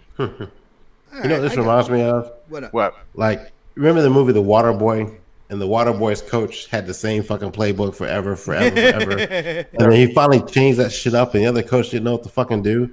That's how I feel like right now. Like Microsoft's been doing the same shit for the last fucking 5 or 6 years. Let you know what they're gonna do, when they're gonna do it. They tell you about it before they're gonna do it. And Sony capitalized off of that because they saw that playbook. And now you got people at their front desk saying like, "Look, let's do something different. Let's try this. Let's try that." Same thing we've been saying as fans for a while. At least I know I've said it before, but someone in their boardroom said, let's do something different. Let's do something different with marketing. And they did it. And now Sony has no fucking answer for them. They have no fucking clue what to do right now. So like they're just throwing shit out there. That was a really good analogy, dude. Because I feel the damage control is just there. Like, and I feel like, you know, when Xbox does things now, it's what Sony used to do. Just tweet it out, just throw it out there. You know what I mean? Just throw, hey, you know, we got Digital Foundry doing a breakdown of it. You know what I mean? Austin Evans. It's almost like effortless. You know what I'm saying? Let's put the other guy in there. Austin Evans as well did an absolutely incredible job at breaking these things down. And this is where I go and say, like, dude, like, it feels like damage control because you have the smartest guy in the room. You know what I mean? And you're gonna put him in a podium style, even though you don't have to do that. You know what I'm saying? Yeah. You have no gameplay. You have nothing. And this is me thinking about it after a couple days. You know what I mean? And you spend 20 plus minutes on just one part of the console. Okay? Well, that's the part and he's trying to explain why they did what they did and why it's more underpowered. That's why it's damage control. That does because they didn't know what to do. It does. And, you know, when it comes down to it, like we got to be... Here's the thing, man. I'm walking a fine line here. I don't get into console wars, but I want to give people, you know, my truest opinion of these things, and I want to give people any truth that I know. You know what I'm saying? I feel like that's what my subscribers they have come to expect from me. And I got to be honest, when Mark Cerny hits the stage, I think he's a very shifty person, yo. Like, and I feel like he leaves certain things vague, you know, on purpose. He does highlight exactly, you know, what I feel Sony is trying to highlight, but like I don't, you know, with the whole what was it, 8T flop thing with the PS4 Pro, you know, ever since he came out there, and that was a show dedicated to the gamer, to the fans, yeah, to the gamer right there, and how he tried to spin certain things, and of course with Sony using the term dynamic 4K, which to the casual that sounds like an even better 4K than native 4K. You know what I'm saying? There's always a veil of fog with these type scenarios when it comes to Sony. Do you think he's tied to marketing in any sort of way? I don't think he is, man. No. We're not saying that though. But it's the fact that, look, that's why I said I feel sorry for Mark Cerny, because he's getting the brunt of this and he's just doing his job. Exactly. The problem is that Sony put him out. You know, he's the face of it, and Sony put him out there, and that's just the reality. I'm also going to say this too. We all kind of knew when we just saw Mark Cerny there, this wasn't gonna rock. Like, I mean, he said it wasn't gonna rock. I had to go back and watch it because you guys are talking. I want to rock. Well, I mean, we talked over it because we had to. I mean, because we let him talk, and then it just got to the point where it was, you know what I'm saying? You start losing viewers. They're like, shit, I'm going to start doing something else. This is boring. So we was like, hey, let's start talking about other stuff, and you know what I'm saying, to keep it entertaining. It was pretty telling, but it was also, again, one of those things where we are seeing Sony do something. Yes, right. That's it. we're looking at, we're seeing Sony in a position that we haven't seen it before all of this generation. And that's where now it's like, hey, you know what? It's funny how things change, but things still stay the same. Look, this is like 2013 all over again, but it's with another company. You know what I'm saying? All of the fumbling, the you know what I'm saying, the lack, the pivoting. There was so much pivoting going in 2013, it was absolutely ridiculous. Or there wasn't nothing being said. We've never seen Sony pivot before, and they're pivoting. And Xbox was in that, and I agree with you. Xbox was in that scenario in 2013. It was right. Like they were reeling, and that's what I feel PlayStation's doing. And it's not making me confident about saying I'm going to drop, because I can only buy one console. And a lot of people can only buy one console. You know what I'm saying? And it's not making me feel confident about saying I'm going to drop what I've known for so long and go to PlayStation. And that's what happened when the 360, it didn't win. Like a lot of people still ignore this. Like technically PlayStation won. PlayStation had a bigger market. The Wii won. Well, God, the Wii was. You can't make no, you can't have it like the Wii dominated in sales. If you're keeping it just about sales, the Wii was dominated in sales. Price. The Wii, who had the but it doesn't matter. But the Wii still dominated. So, but who had the mind share or the market share that where everybody talks about now? Was it Xbox? I mean, we could fight about this all day. No, I'm not fighting about it. If we had a PlayStation guy in here, he would say totally different. I'm just saying. Look, and that's where I would just hit him with the facts. You can talk about how many sales that the console sold, but you're avoiding what Nintendo Wii did. Yeah, but then we're gonna move the goalpost again. Like I'm not moving the goalpost. How's that moving the goalpost? Because that's what they always do to us. Okay, that's not moving the goalpost. That's not you, though. Don't say they. Yeah. That's not you, man. Yeah. You know what I'm saying? Don't let other people dictate your narrative, yo. You know what I'm saying? Don't let other people into your head, brother. I'm just saying, man. When it comes down to it, yo. I mean, you're fine, Crispy, but I'm just saying in the sense of what. You know what I'm saying? If that's what their stance is about the sales numbers because they were more because PlayStation 3 was in more regions, that's cool, but they still didn't outpace the true leader of console sales, which was the Wii. That's all I'm saying. I mean, like, and everybody knows the darling of that era was at the time Wii was really, really hot. But the 360 maintained it all through that generation. And you know what I always go back and say? The 360, it only didn't outpace the Wii is because of the Red Ring of Death. I'm telling you.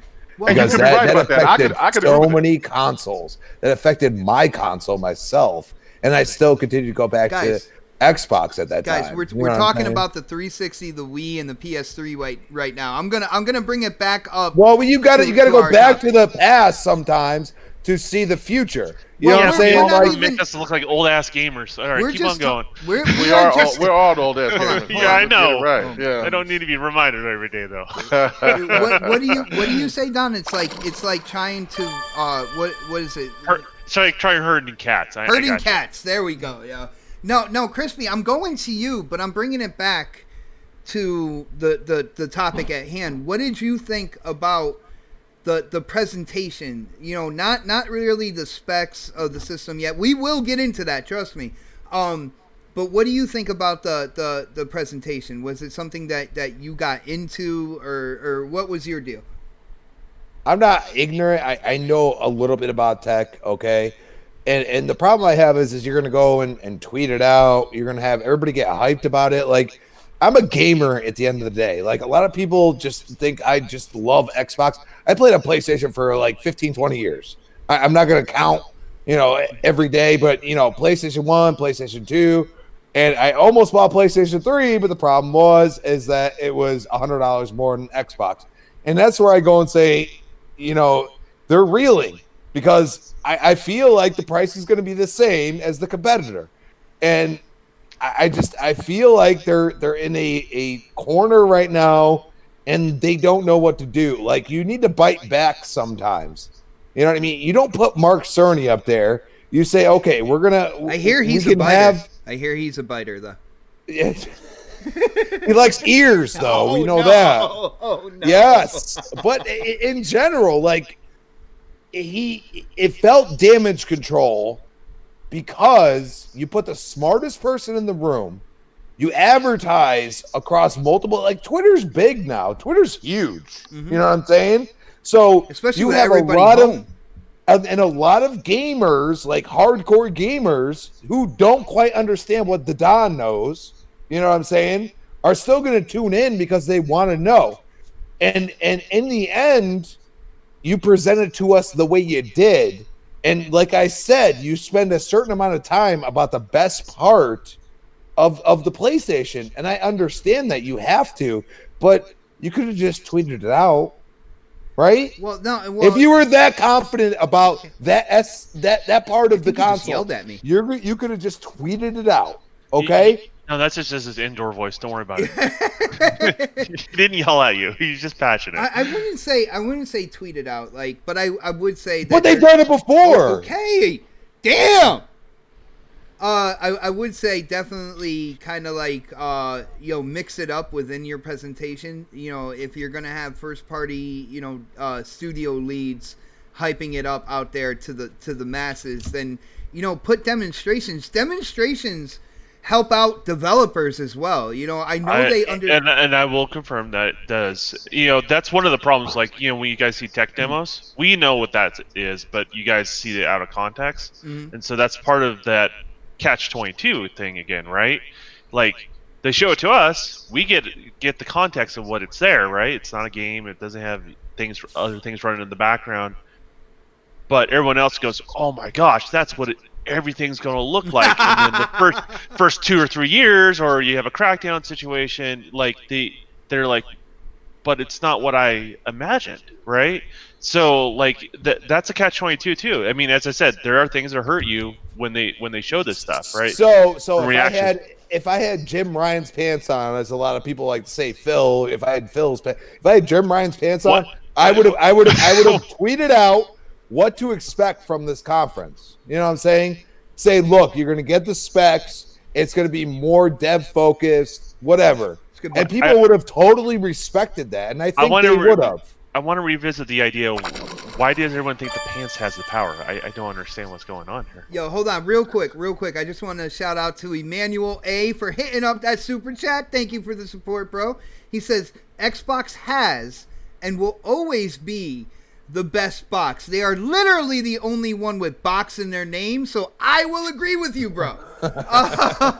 He said except for the VCR Xbox One. Actually, I like that one, man. I kind of like that one too. Yo, Sir X-Man hit up the super chat. They were thinking about cooling, man. Yo, Sir X-Man hit up the super chat, and he just wants to tell Don, play nice, Don. Don, play nice, okay? He thinks I'm a little too harsh on people. Oh, really? Yeah, he thinks I'm a little too rough. Oh, man. He's rough and gruff. I didn't know that. Damn. All right, guys, check this out. We're going to move from the presentation to the actual specs. Now, when it comes to the CPU, you have 8 Zen 2 cores at 3.5 gigahertz with SMT multi-threading enabled, variable frequency, all right?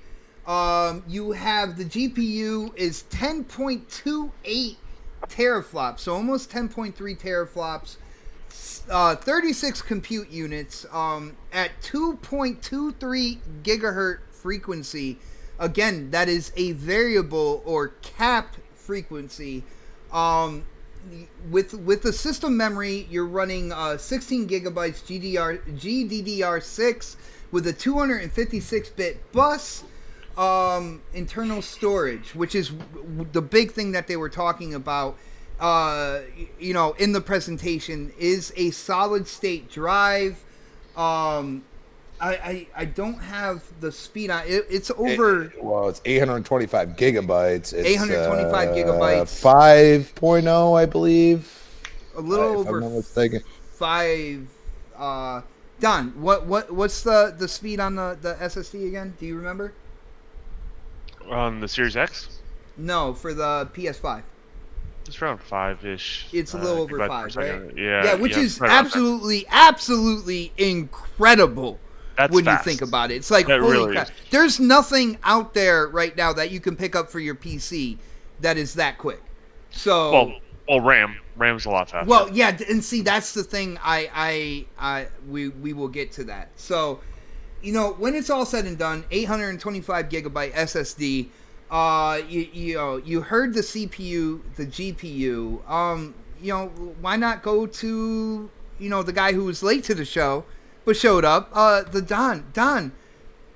What do you think about these specs? Like, I look at this and I'm like, yo, that is a huge step up from the PS4 Pro. I think a lot of, especially the diehard PlayStation gamers out there, I think they're going to be happy with these choices, the specs that were put out. But what do you think about this as a developer, brother? No one's complaining. That's the thing, is everyone's pretty happy with what we're getting. We had a couple. I mean, I can't speak for every developer, right? But I can just speak for the people the circle that I talked to, and they're happy with what they're getting from both manufacturers. I mean, if this is what they're going to get from consoles being sold, in a little less than 8 months, no one is unhappy with developing on these. And there's some cases, some are a little rougher than others right now, but we know that's going to be smoothed out overall. Mm-hmm. At least anyone experience, I should say. And it's a good spec. The question is, I guess the big question is for a lot of consumers is when they look at those specs, they're going to be like, yeah, it's less than their Well, yeah, competition. we're gonna get into comparisons like but right after but this. but it really, I think for a lot of people, it comes down to price, right? Like that's the thing. And yeah, there's things you're gonna have to cut back between the two different platform providers to run certain things on the PlayStation, but it's not going to look back. And this goes back to an earlier statement I said.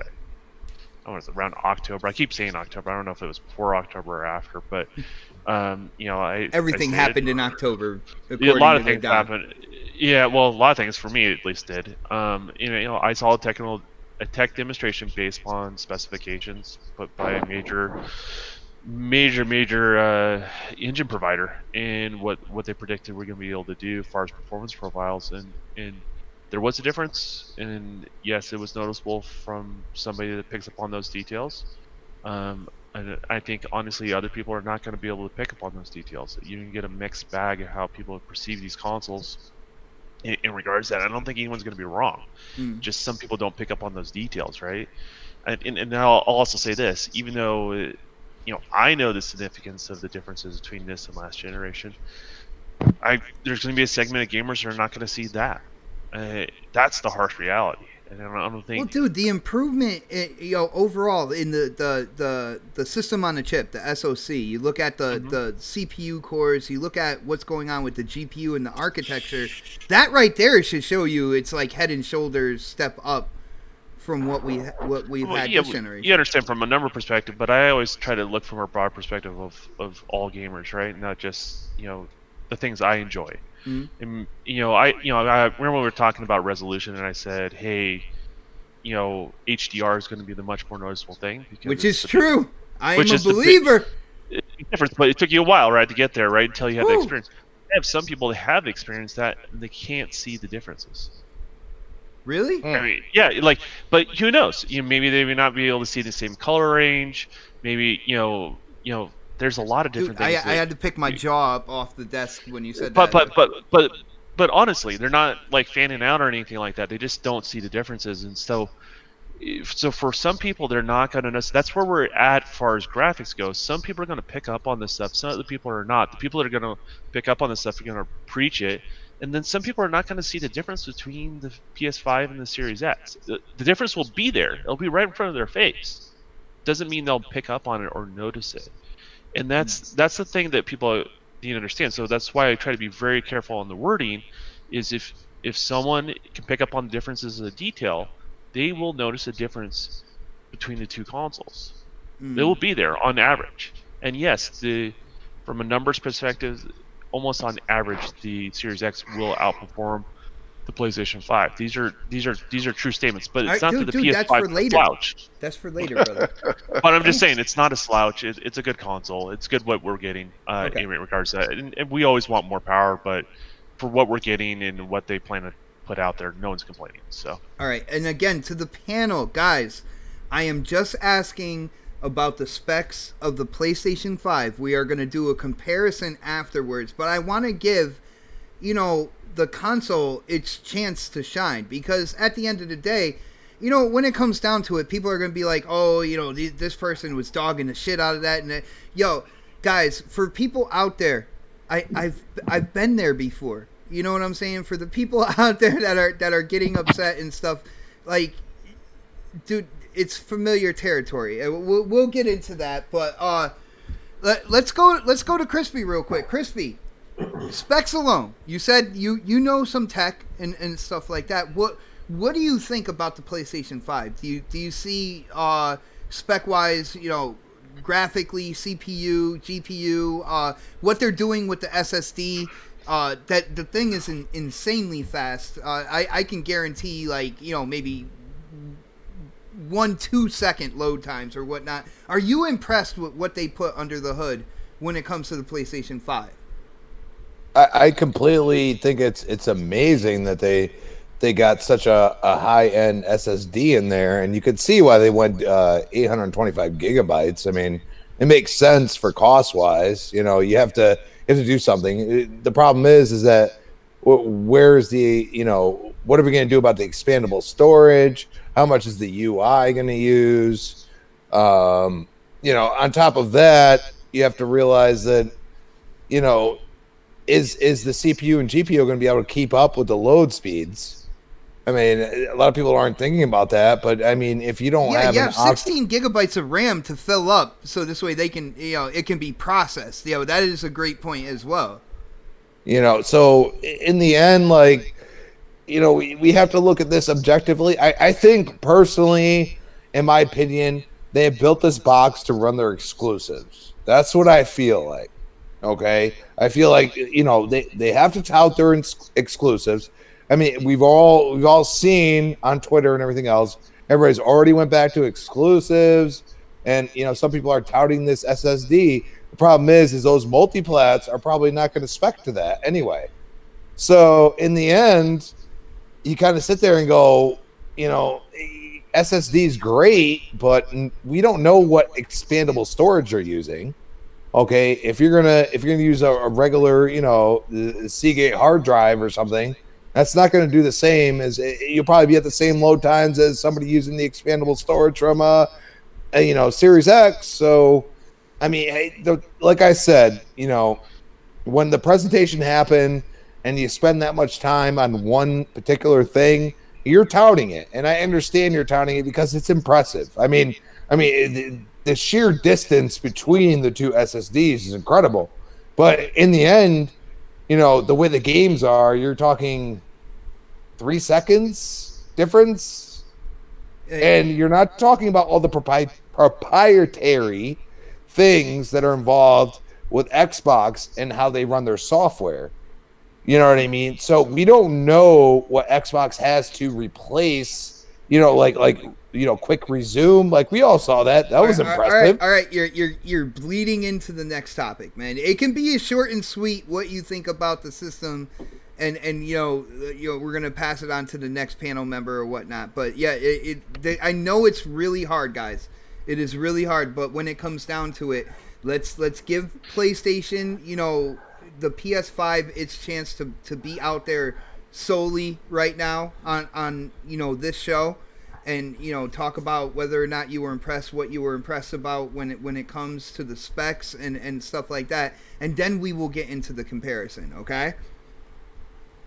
All right, you're good. Yes, Daddy. Huh? Yes, Daddy. Okay, I'm glad we got that clear. And on that note, we got to go to my brother Predator. Pred, when it comes down to it, you saw the SSD. We got the numbers for the GPU. We see what's going on with the CPU.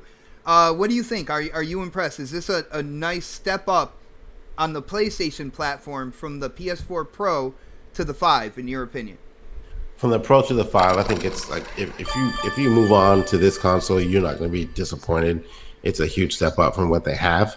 The Pro is what 5 terabytes, teraflops, 4 or 5, yeah. 4 or 5, yeah. And this is like double that. So like, I mean, you can't be pissed off about that. If you're just the only PlayStation only guy and it's all you're planning on getting in the next generation, I think that you're going to be pleasantly surprised with what you're going to get out of this console coming forward. My only questions are, we talk about the SSD. Crispy kind of alluded to it a little bit, but I know it's the next topic.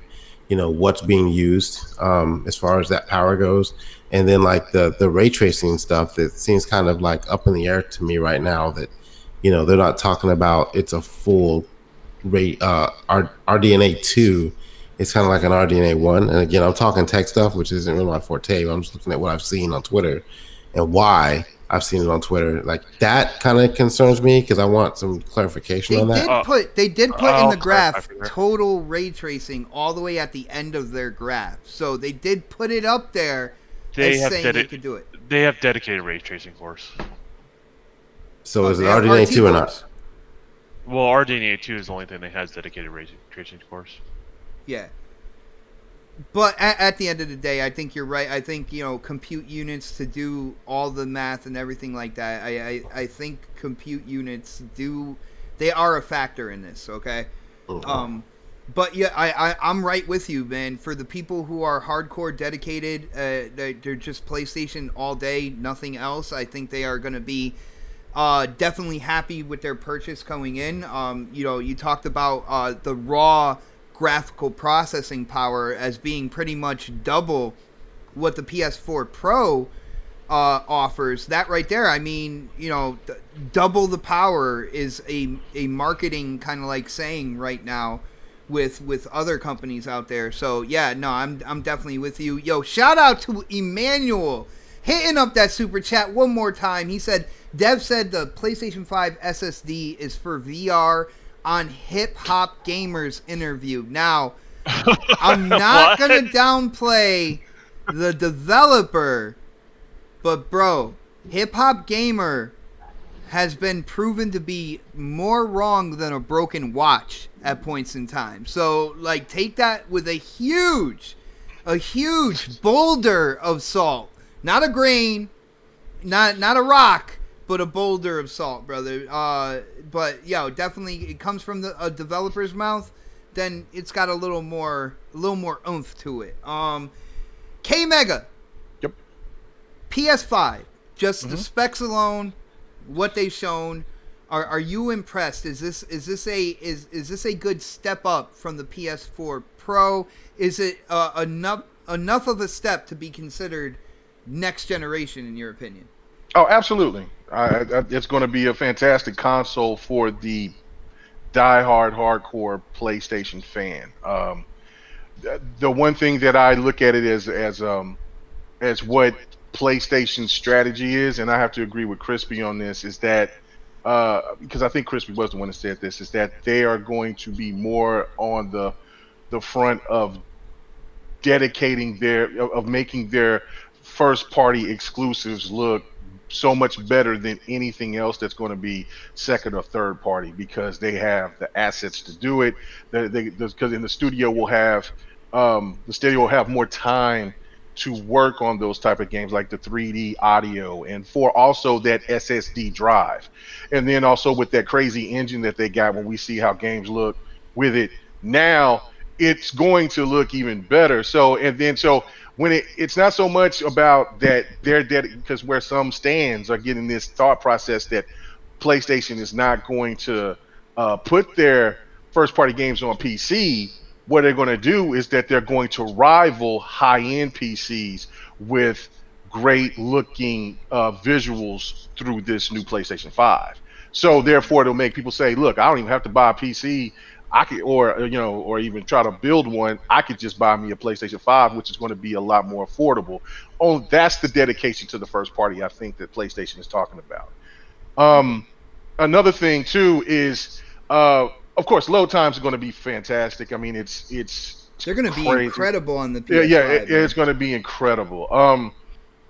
That's another thing of it that's way better to surpass the PlayStation 4 Pro and the Slim and the regular Dude, PlayStation can you imagine 4. playing like Red Dead Redemption 2 on the PS5? There's like literally going to be like, if you put the game on the SSD, like I can see you're no load time really with that whole thing. That Oh would be yeah, insane, like that's the yo. thing. That's the thing right there is where it's going to be. Now the only question on that is when you guys were alluding to it, was talking about the legacy when it comes to the backwards compatibility, and they're talking about a boost on some titles. They're going to try to work on putting that boost on all those titles, but I really don't think that they are. I think they're going to put the boost on the 100 titles, and I think that's what Mark Cerny was alluding to when he said the 100 games for BC, because those are the top selling probably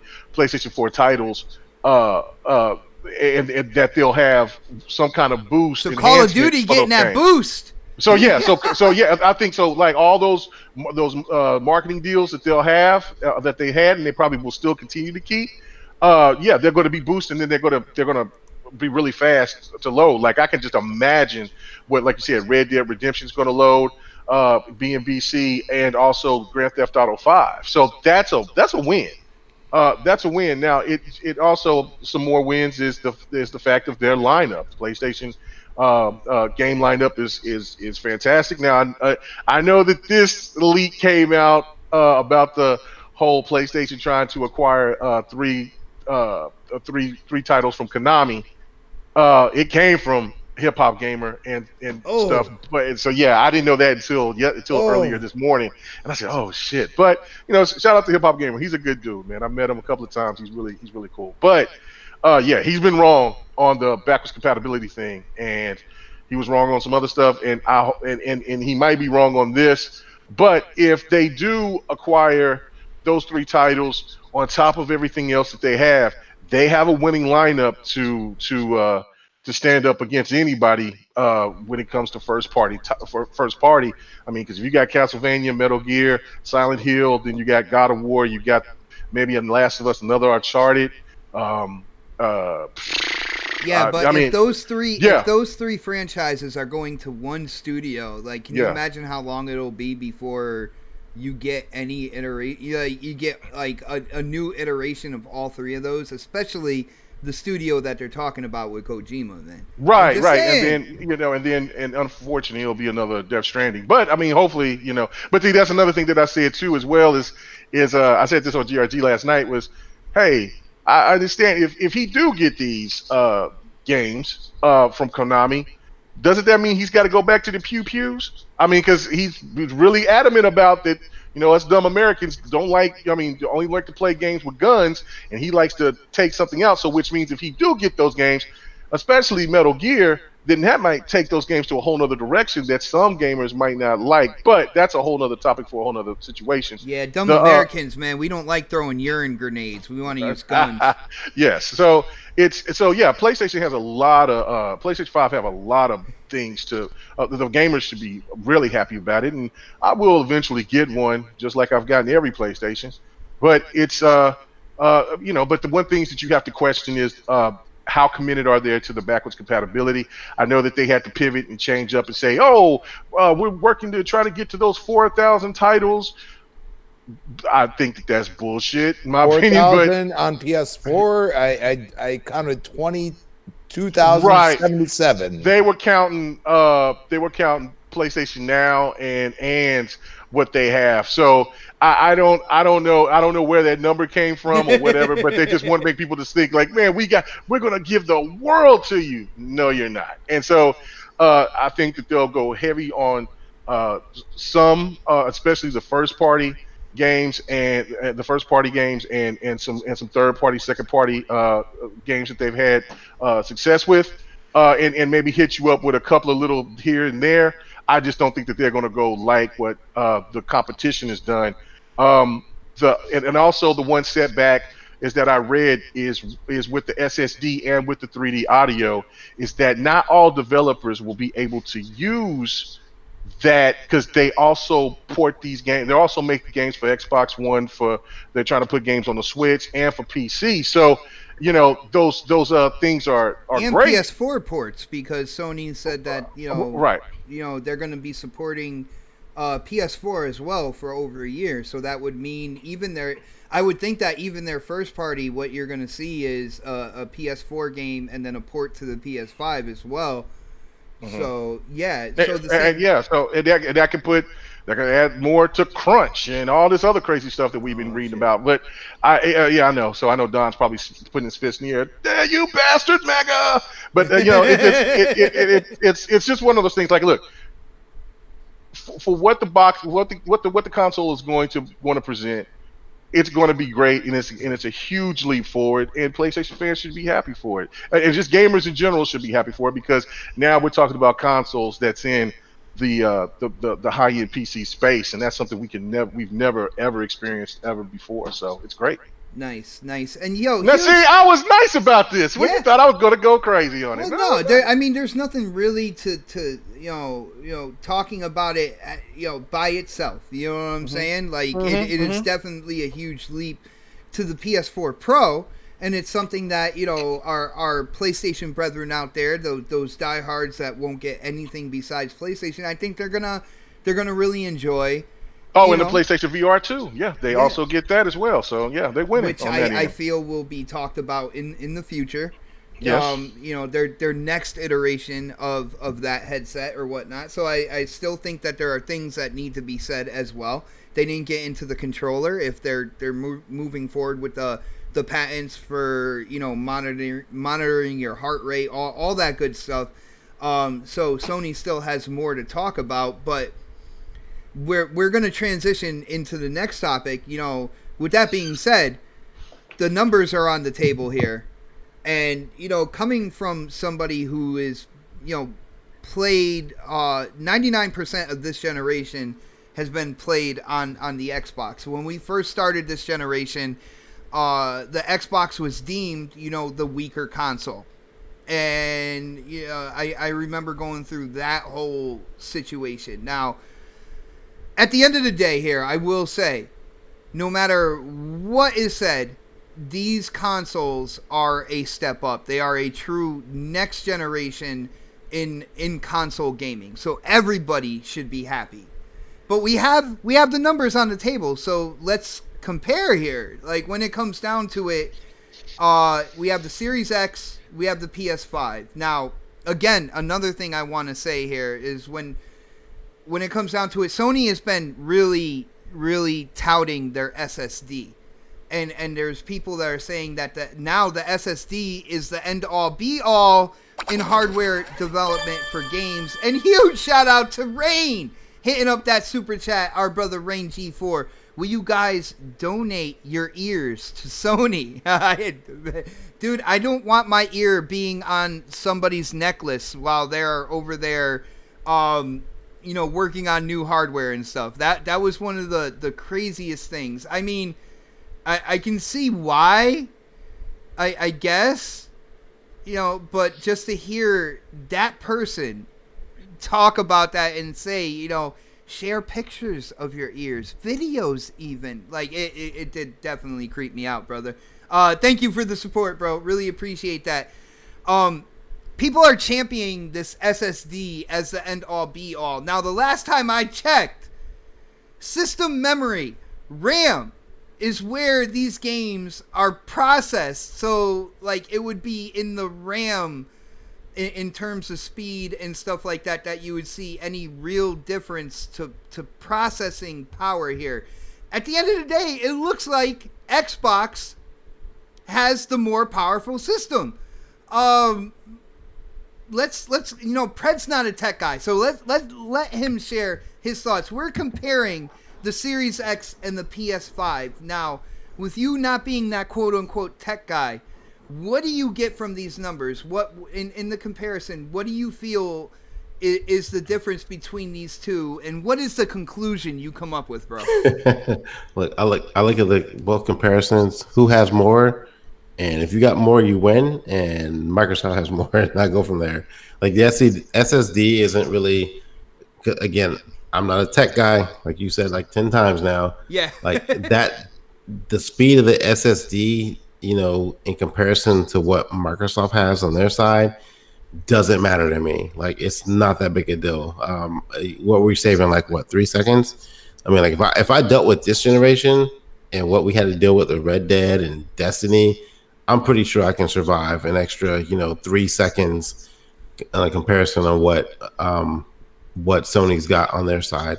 But, you know, and we kind of talked about this in the Xbox One X side. It's about, you know, how you get everything to mesh together in that system. And it's like, you know, I think that Sony and what they're doing, and Microsoft and what they're doing, our consoles are going to be more or less the same. However, Microsoft just has more power under the hood than what Sony has to working with. Now, even though I don't have a Pro, I have a Slim, and their games look amazing to me. The like God of War looked great. It was a good looking game, and I played on the Slim, and I was not pissed off at what I saw when I played it on the Slim, and I'm pretty sure it'd have been 10 times better had I played it on the Pro visually, you know. But I wasn't disappointed in what I saw. I'm pretty sure they will get their exclusives looking amazing, and that's what I bought my PlayStation 4 for. Was for exclusives. So when I decide to pick up my PlayStation 5, those exclusives are going to look just as good on the PlayStation 5 because I can't get them anywhere else. So I don't know what I don't know, right? So like people who've never had an SSD, never had to deal with like those low speeds, you got a PC like I do, and you see the difference, like yeah, like it's amazing. But if you've never seen that before, you're not gonna know any better. So like like for some of you guys out there that have never had to deal with like this actually is using an SSD on a PC and seeing how fast your computer boots up and like that speed, like and you've never done it before, when you see it for the first time, it's gonna be great. But if you have it on one system and not the next, you're not gonna really know the difference because you're not booting up both systems at the same time. And even saying that, like the difference that you're gonna get out of both, I don't think it's gonna be that big of a difference. To be honest with you, that's just me. Maybe one of you other guys on the panel can explain this a little bit better to me, but it doesn't seem like it's gonna be a huge difference in what I would get from one console to the next. All right, I got you. Now, like, I will say, certain things on the Series X really has me intrigued. Like, when it comes to the machine learning and the demo they showed with Halo 5. Now, just to let you guys know, they never confirmed that that would actually be going into Halo 5. That was a demo of what machine learning is possible, what type of things, and having HDR in a game that isn't coded for it. Developers didn't have to go in and code for it, but the machine learning in and of itself was like, you know what, I see that HDR implementation over there on Gears 5. I'm going to try to put it in here on Halo 5. I think that is really intriguing to me, and to me that is like a real innovative kind of like feature and when it comes down to it. But with Predator's response here, I think maybe we should go to the Don real quick and just try to pick his brain at what can be done with this SSD. I've already gone on record saying that nothing. I don't see this kind of like replacing RAM. Like I don't see this like the games being processed straight off the SSD, and not going into the RAM. I still think the RAM is kind of like the big thing here. But Don, what can be done with the SSD in terms of game processing? Am I right here? Like, are people bypassing the RAM here by trying to claim that the SSD is the end all be all? Like, what do you know from your background? I can be careful how I word this. So, RAM is definitely always king, and it always will be, at least for the foreseeable future. But as of right now, the memory controller and the way that these newer systems are designed, they can pull information straight from bypass the RAM entirely and pull it straight from the solid state drive. Okay. Now, would that be can you like theoretically would you be able to run the entire game with completely bypassing the RAM? I'd rather not. Why would you rather not then? It would slow down. Even with the PlayStation 5's solid state, it would slow it down. So the thing is, random access memory, the RAM that they have in both these consoles are substantially faster than either one of their SSDs, no matter how you want to slice it. So where it becomes an issue is when you're at RAM capacity, right? So when you're basically your RAM, just kind of dumb it down to the most simplest thing is, hey, the RAM is filled, I need to pull this data instead, and that's what Cerny was trying to show in this demonstration. Is basically you don't have everything upfronted into the RAM. Now you can start pulling straight from the SSD. You can, and they even making the argument you can change level designs and all that sort of stuff. I think that's kind of far-fetched to be honest with you. Okay. But I think where it really plays more into the end user is you can do larger texture files. If you do larger texture files, right, Mm-hmm. the higher the fidelity in regards to that. So when people are looking at these consoles, they're looking at the memory pool of the RAM. That's where you can store a lot of your texture files and other stuff in regards to the game to make it run. You can also have other stuff run off, pull straight from the SSD. Now, what developers are going to do with that, they're going to figure out how the best way to manage all that sort of stuff. So they may say things are not latency sensitive or things along those lines. They may just like, you know what, I'm just going to go from the solid state. It just depends on how the game's So coded. latency sensitive is a factor in all that as well. Then Yeah, exactly. We've all seen like textures pop in, right? Like a good Yeah. example of them syncing data, right? Not having the data ready in time, and then all of a sudden you see the texture pop in, and you're like, well, that's a little bit distracting, but I'm over it, right? That sort of stuff is kind of going to go away with both solid states on both systems. So the biggest thing I think you're going to see is the upfront loading of where you're going to see the difference between the two. Outside of that, the developers are going to figure out how the best way to leverage, the strengths and the weaknesses of both consoles. And in game development, always goes the path of least resistance. So if the API just doesn't drive that workload for what Sony's bragging about, then it's up to the developer to code something special just for this console. It's not going to happen. and That's we don't that's know the API yet for the PS5, right?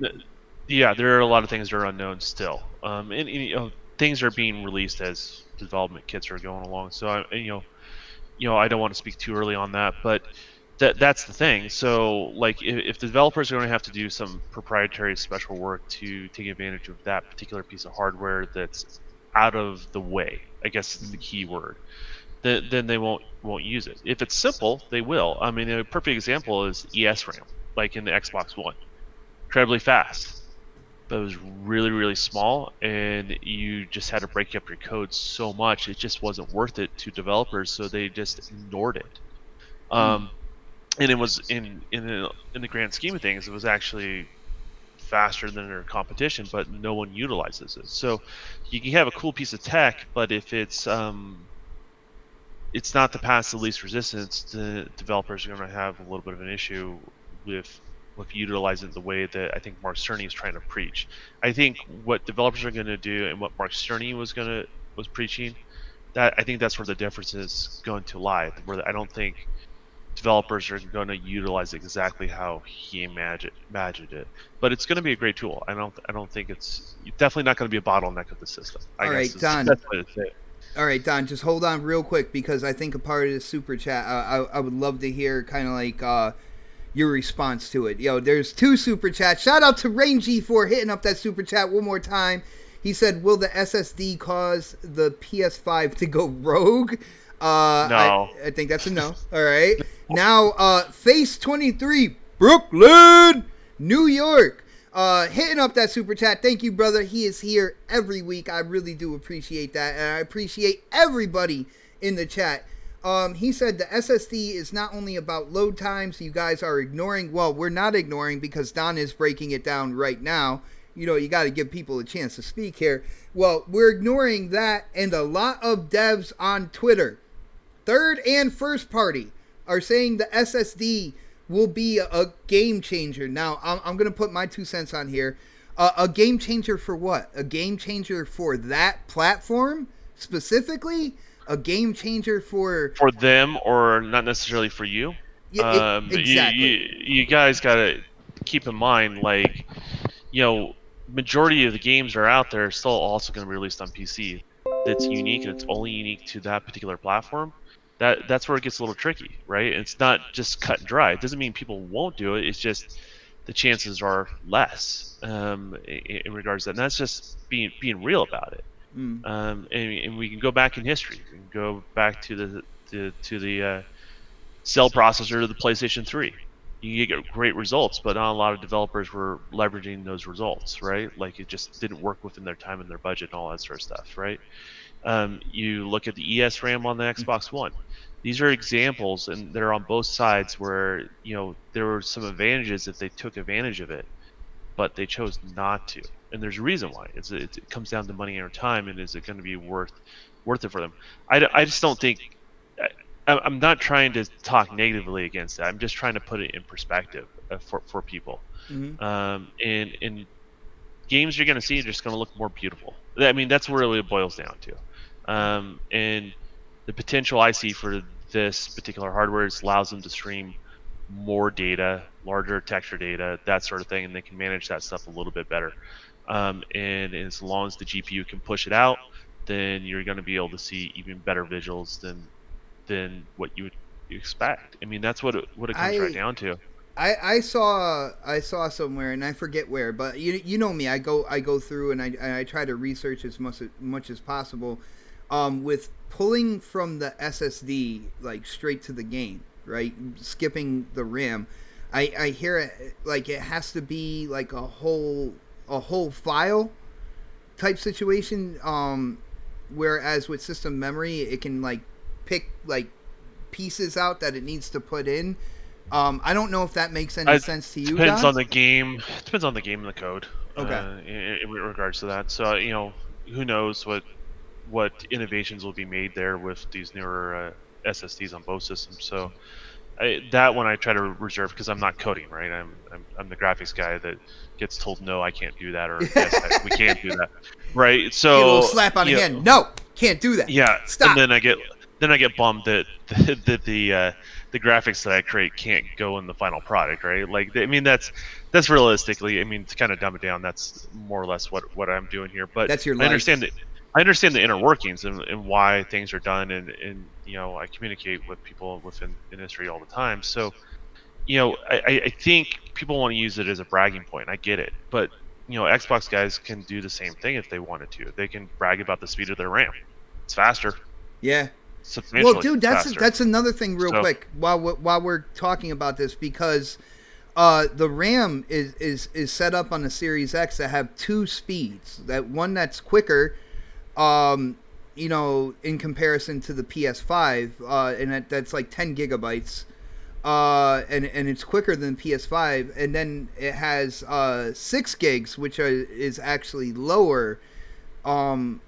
Like what's the difference there, real quick? And I know I'm saying real quick, but yeah, you know what I'm saying, layman's terms, like. Well, you got to remember, CPU related tasks versus GPU related tasks is different demand. So typically, what you got, because the RAM, like for example, just use PCs for example, the RAM on your graphics card is totally different than the RAM on your CPU. They're related, but they are different. Your CPU handles smaller chunk data, right? And then GPU tends to handle much larger files, much larger data, textures, right? So that's where they different from there. So to get the best performance out of graphics, you want the fastest, but also be able to access the largest files possible to push through the system. On CPU, you want to be able to get as many tiny little chunks as quickly as possible, right? So you're force feeding all these little bits, and that's where a bottleneck on the CPU can lie, because let's say you use uniform memory like you see on current consoles today. To be honest with you, it's not only the Jaguar cores people complain about. It's holding back. The type of RAM that we use is not the best for it either. To be honest with you, but it allows the RAM to be flexible. So if they need more RAM for the CPU or more RAM for the GPU, they can reallocate it that way. So the way it looks like on the X is they're optimizing RAM that's best utilized for their CPU, RAM that's best utilized for their GPU related stuff, but it's still flexible. So if they need to dive into the pool of memory that's used for the CPU for some particular task, they can do that. Oh, okay. And that's the general idea. So it's kind of going back to the original, kind of the breakdown of how that separation is on your typical computer. But what they're ultimately are doing is they're still taking advantage of having a uniform memory pool where they can pull from that different data. So the priorities are different. It's how they switch them around. Okay. So, with all that said and done, guys, we went in with the Don on this one. Hopefully, I am actually understanding this more now.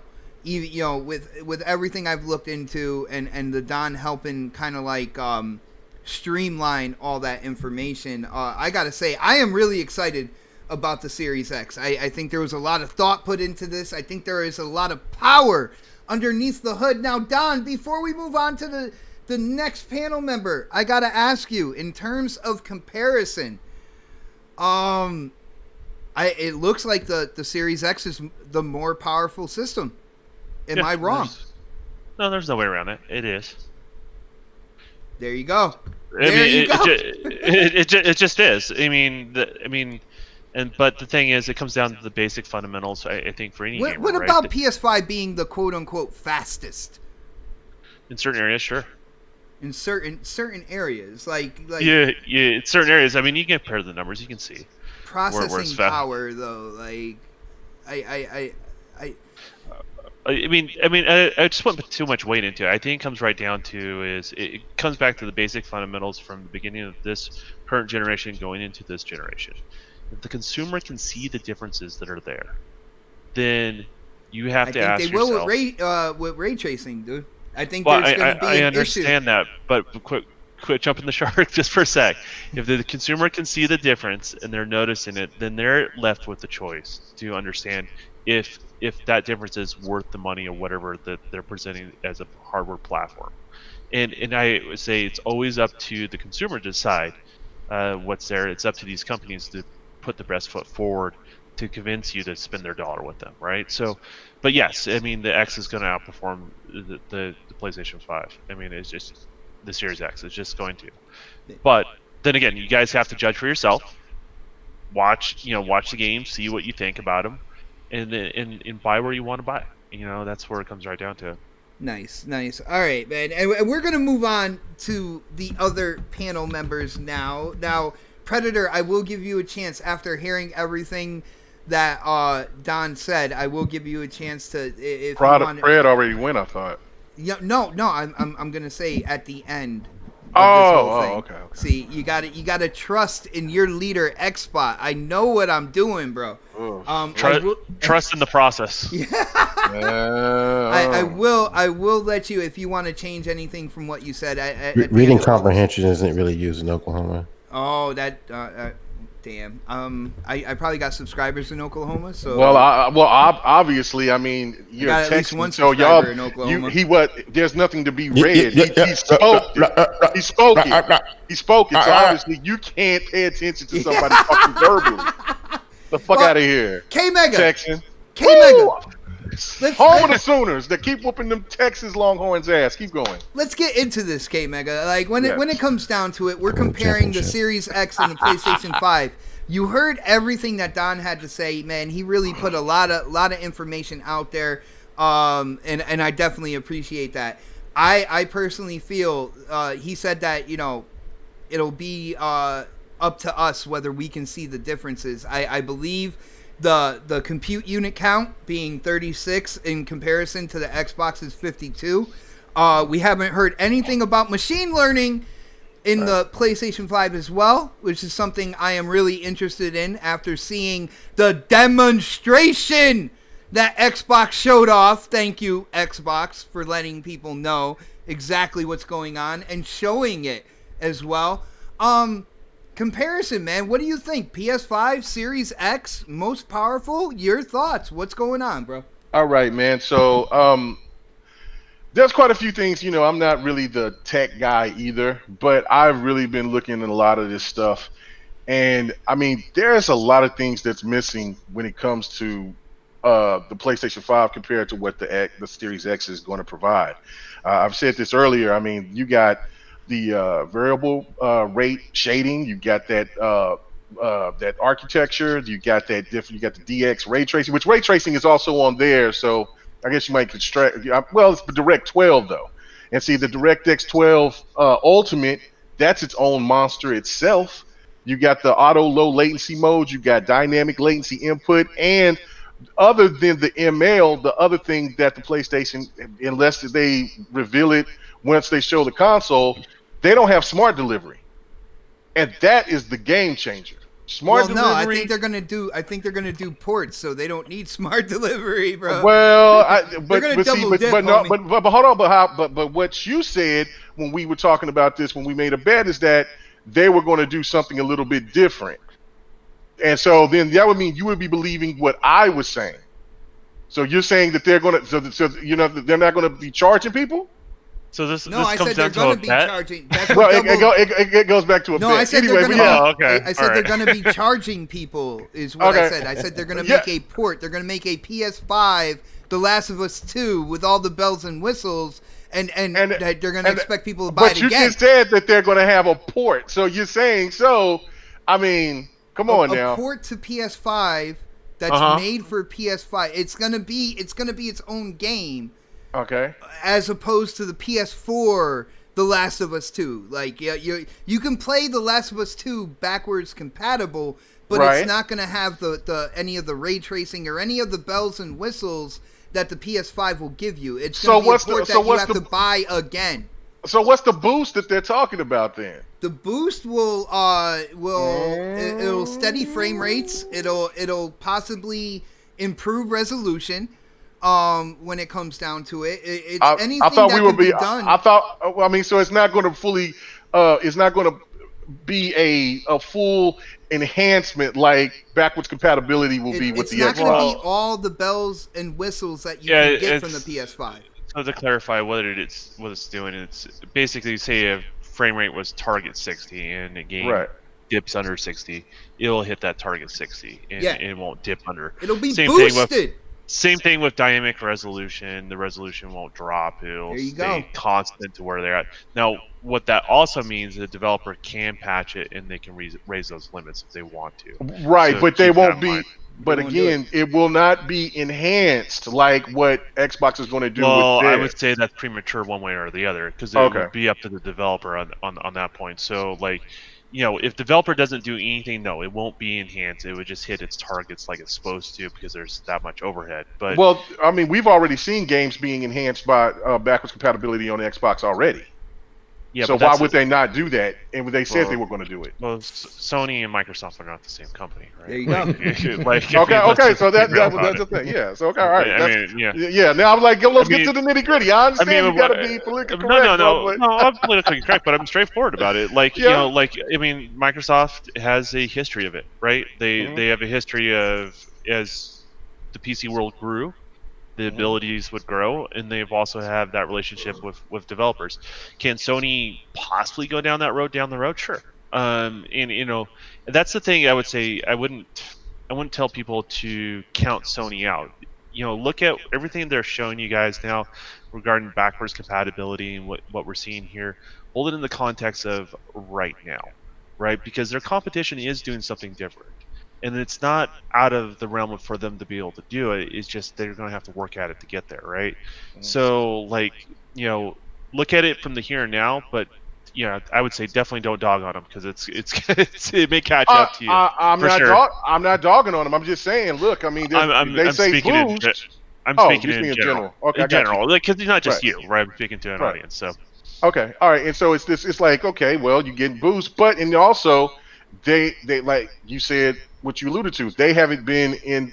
They're in uncharted territory. They're just now getting into this, while Xbox has already been doing this for the last 3 years now with backwards capability. So and so they're it's been already longer than that. If you well, count yeah, if you PC, go back, right? yeah, you're PC, right. PC is part of it, right? So Exactly right, and then also with what they got this crazy merger thing that I was reading about with PC and the Series X, and then you have another game changer, which is Game Pass, which right out the gate when you go in to buy, and if these consoles is anywhere in the same realm of price, you're walking out with over 200. You're walking out. You have And the the potential first to party launch lineup.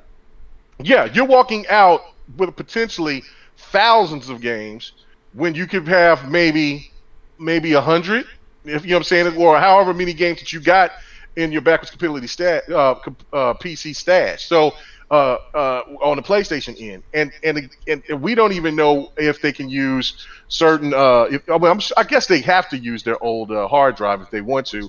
But if these people haven't bought these other games, what are the pricings going to be for the old games? I'm sure that they'll probably be affordable because they're affordable now. But I don't know. I don't know. But if you ask to play a COD, and these people didn't want to get a COD, they didn't get a COD already, then they're going to cost an arm and a leg. You know what I'm saying? Activision ain't gonna hold back and say, oh well, we'll just give it to you for free. That's not gonna happen. But on the Xbox end, when people already got a lot of these games already in their library, and you got Game Pass on top of that, that's a major win. And then of course, like you were saying, also ML, which that's another game changer. And you got Dolby Atmos.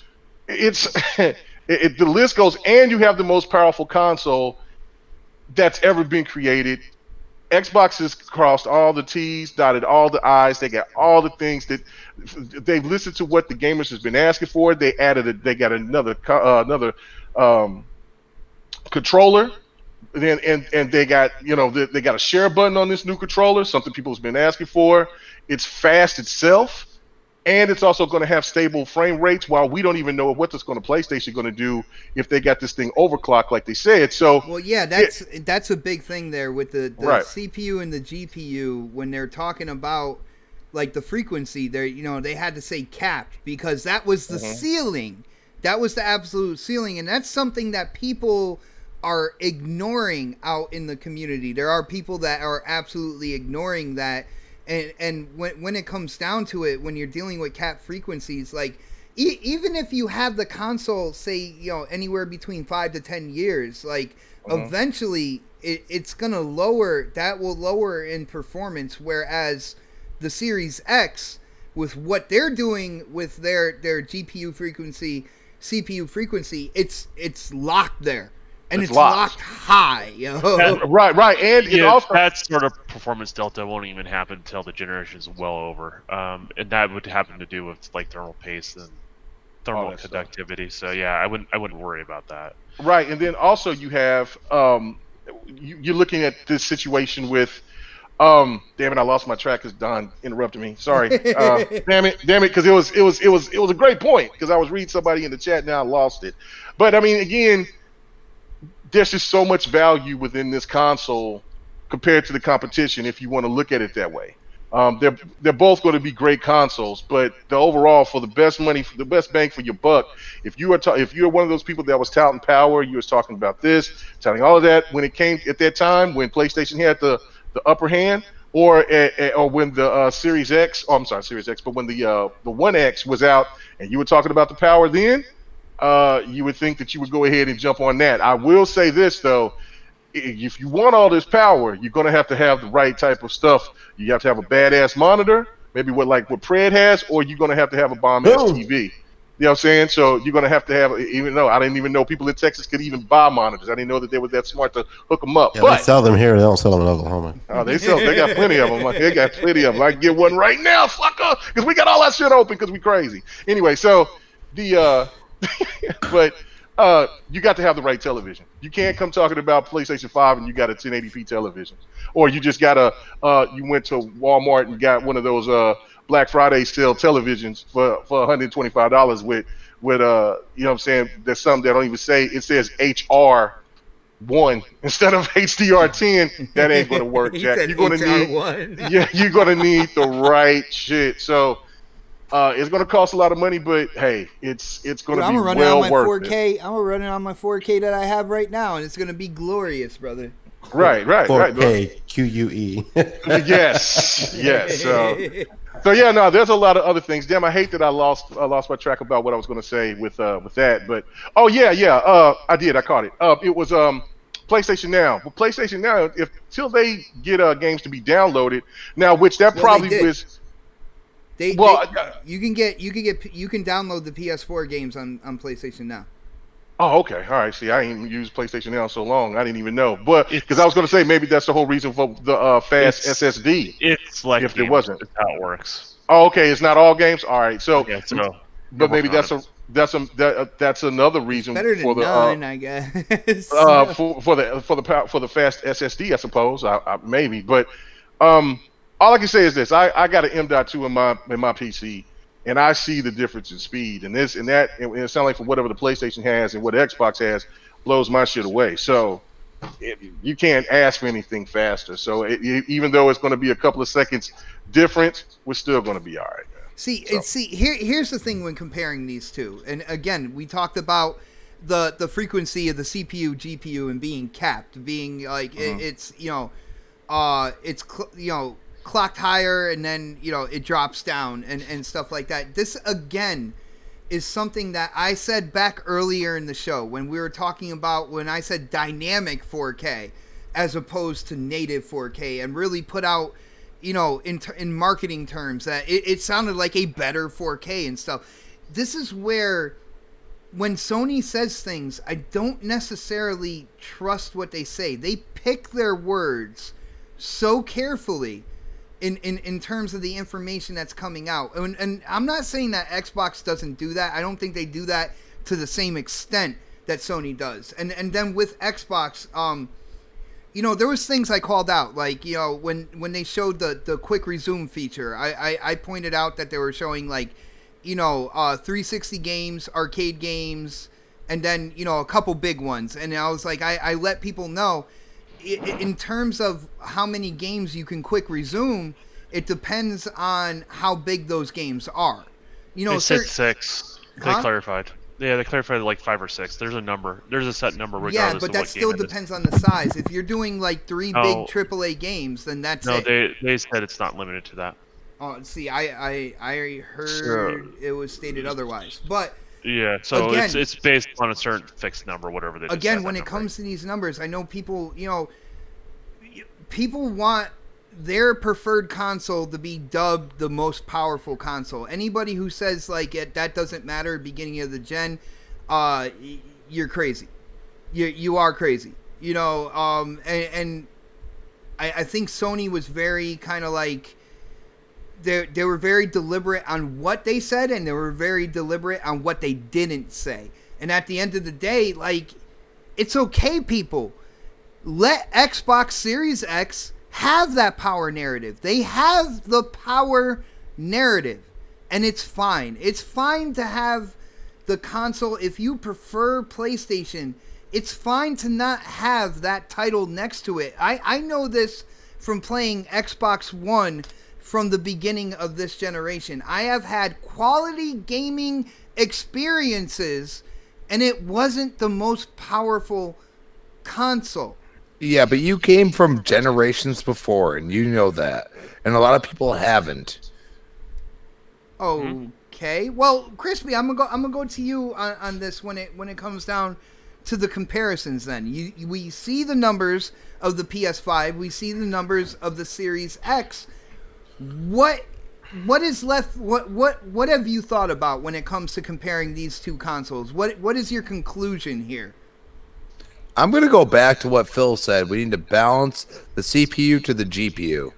Okay, we need to have a better balance. Okay, Xbox One X did not do what I think they were even expecting, because they bottlenecked the CPU and they ramped up the GPU. And if you go back to, it's definitely double what they're giving you from the Xbox One X. And that's number one. Number two, we could sit here and say, okay, you have a better SSD. I understand that completely. Okay. But in the end, you're not clouding the fact that you have a software-based company and you have a hardware-based company. And if you're going to go and sit there and be like, oh, the hardware-based company is going to do better. Well, maybe for their exclusives, they probably will. They're probably going to make them look amazing. I think that's the way you go at this point, because like I said, when I saw that presentation, I said, you're reeling. You're looking at me and saying, I see ghosts. Where the ghosts at? You know what I mean?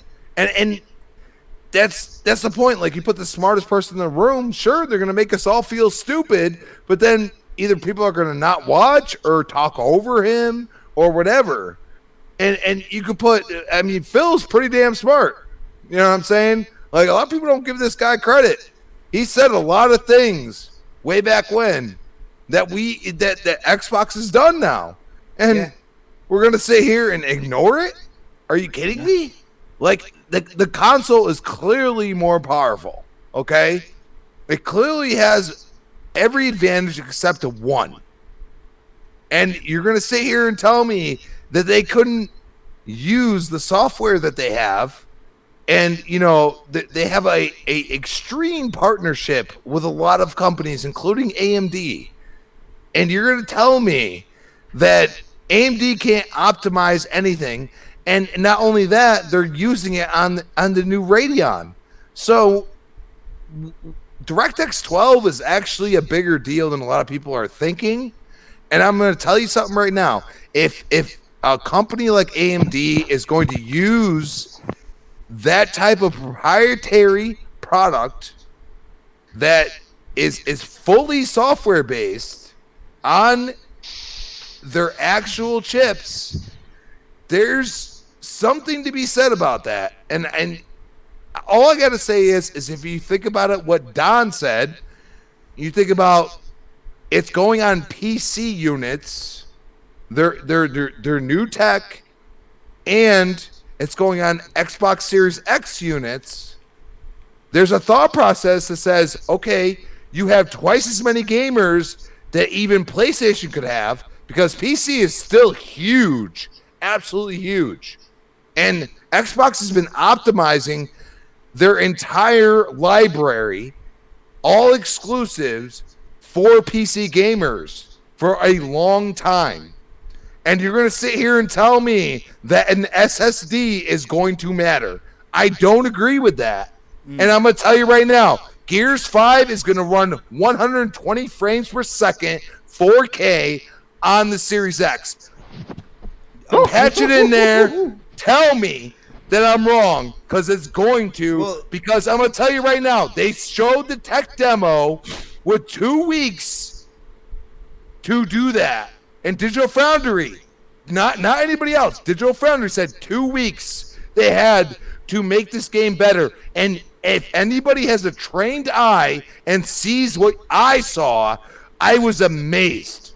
Yeah. Because I saw super impressive textures. I saw things that I'd never seen in Gears 5 playing it regular, even on the 1X. And I don't want to hear nobody tell me that an SSD is going to matter. Because if I got to wait 3 seconds to have what I saw, I'm good with that. Talk that shit, Crispy. Whoa. Oh, my goodness, man. Yo, he really went on this. Yo, when it comes down to it, you look at everything as a whole. You look at both systems. And I just got to say, when it comes to the Series X, yes, they have the most powerful system. Now, I saw somebody in the chat said, you know, we had the most, you know, that crown, or Xbox had that power narrative with the One X. And again, I have to refer back to when Phil had to decide what to do with the division, right? With the Xbox division. And he decided that the money will go into getting the Xbox One X out. And what they're going to do is they're going to have their developers, you know, go back for titles that, you know, were already out, and they were going to enhance those, make Xbox One X versions and stuff like that. When it comes to Game of the Year, because that's what they're saying, we want those Game of the Year games. You got to remember, that's a very opinionated thing at the end of the day. Like, right, you know, right. But I do want to just say this, though, Bot, is that is because I don't think really any of us said any of the negatives that Xbox needs to address in order to have this most powerful console. That is definitely going to have to be one of them, because it's even though we might have a different opinion about when it comes to games, but it is a stigma that is stuck with Xbox for the last 3 years. So heavy. So it's something that Xbox definitely going to have to prove, man. Well, Hey, yo, Bob. Mega, what's up? Hey, I told you we're gonna go long. Oh, wow. I gotta bounce, man. I pick my kid. All right, brother. Anything you want to tell the chat, anybody watching, before you sign off, man? Fuck K Mega, because he's watching. And I'll holler at y'all later. Deuces. Yo, later, brother. Hey, man, stay a bit longer, man. I'll be over there, you know what I'm saying, taking care of things at home. Keep your ass out of my state. God, dude. Hey, man, they can't reach across the border like mine can. Just real quick on, because we are running crazy late right now, but real quick on the whole games thing, and this is something that I dealt with on Crossfire yesterday, because people, when we started talking about the hardware and there was really no other way to go, people were like, but then again, it's all about the games. And I'm like, okay, well, what has Sony basically showed us in terms of next generation games? Because when you look over on Xbox's side, you saw a teaser for Everwild, you saw a teaser for Hellblade 2, you saw the teaser for Halo Infinite as well. You saw the teaser for Project Mara, which I don't think that's the name. I think that's how early development it is. It's still a project, but they're showing games that are going to be running on that system. So I feel like they're already taking care of that narrative as well. Concept art. But you know what? Everybody ignores diversity. Like, for the love of God, not everybody plays the same damn game. And I completely get that you love your single-player, third-person, story-driven narratives. But I don't. I love playing multiplayer. I love conversating with I'm people. not even buying him Doom Eternal now because of his love for multiplayer. But the one thing I love the AAA exclusives that come out that have AAA multiplayer that you can still play the campaign and feel like it's AAA. And I feel like I always get that from Xbox, and I can't get that from PlayStation. Last time I got that from PlayStation was SOCOM, way back in the day. Right. Okay? And that's the thing, too, is that I think that should be addressed on Sony's end as well. Xbox just needs to get back to what the 360 era was game-wise. You know what I'm saying? That's all that they really need to do on that. And then, of course, well, there's a couple of more things. We got to know about the price of the SSD and then the price of the console itself. But when it comes to anything else, I mean, Don, Crispy, do you see anything else that could be problematic with the Series X other than that thing right there with, you know, having a better diversity with games? Because I do think that they should have. The sequels need to come. Need to come, and then new original IPs need to come.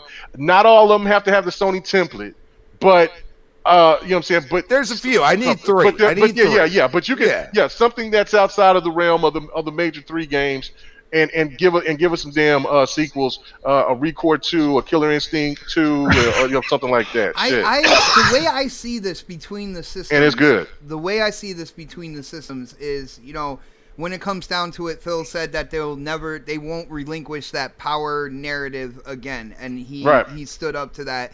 I look at it with the involvement of, again, ML, machine learning. Again, I'm gonna say this, with the involvement of that and other features in the Series X, and HDR, Lord have mercy. I think there is a higher ceiling on the Series X side of things. I think that they can go into places once they get this machine out, once people have been working with this, getting their games up and running, looking at the feature set, looking at the API, which is the tools that they use to build the game on that system. I think the ceiling is a lot higher on the Xbox side moving into next generation. Now, with that being said, I will also give first-party developers their props when it comes to PlayStation. The people who work on the graphics when it comes to those first-party games that people tout, people hold on a high pedestal. The people working on those graphics have done an absolutely incredible job. So you can imagine what they are going to do with even more power. All right, more power underneath the hood.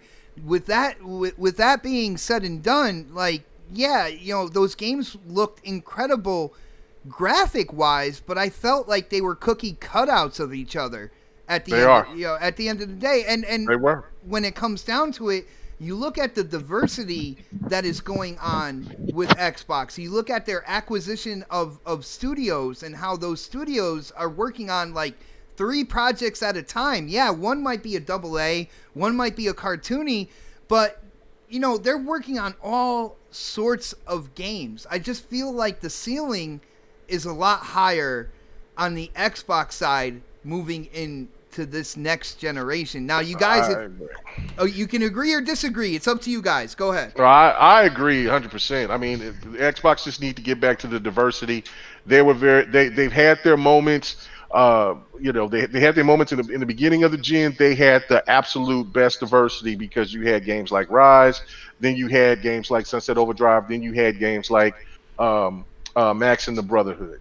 And then you also can go to the side, and then you get a great fighter like Killer Instinct, and then you might have a game playing Great something off the Racer and Kinect. Forza. Yeah, when you have Great Racer with Forza, then you have a game playing on the Kinect, and all of that. You had great diversity in the beginning, and then you had your shooter like Titanfall.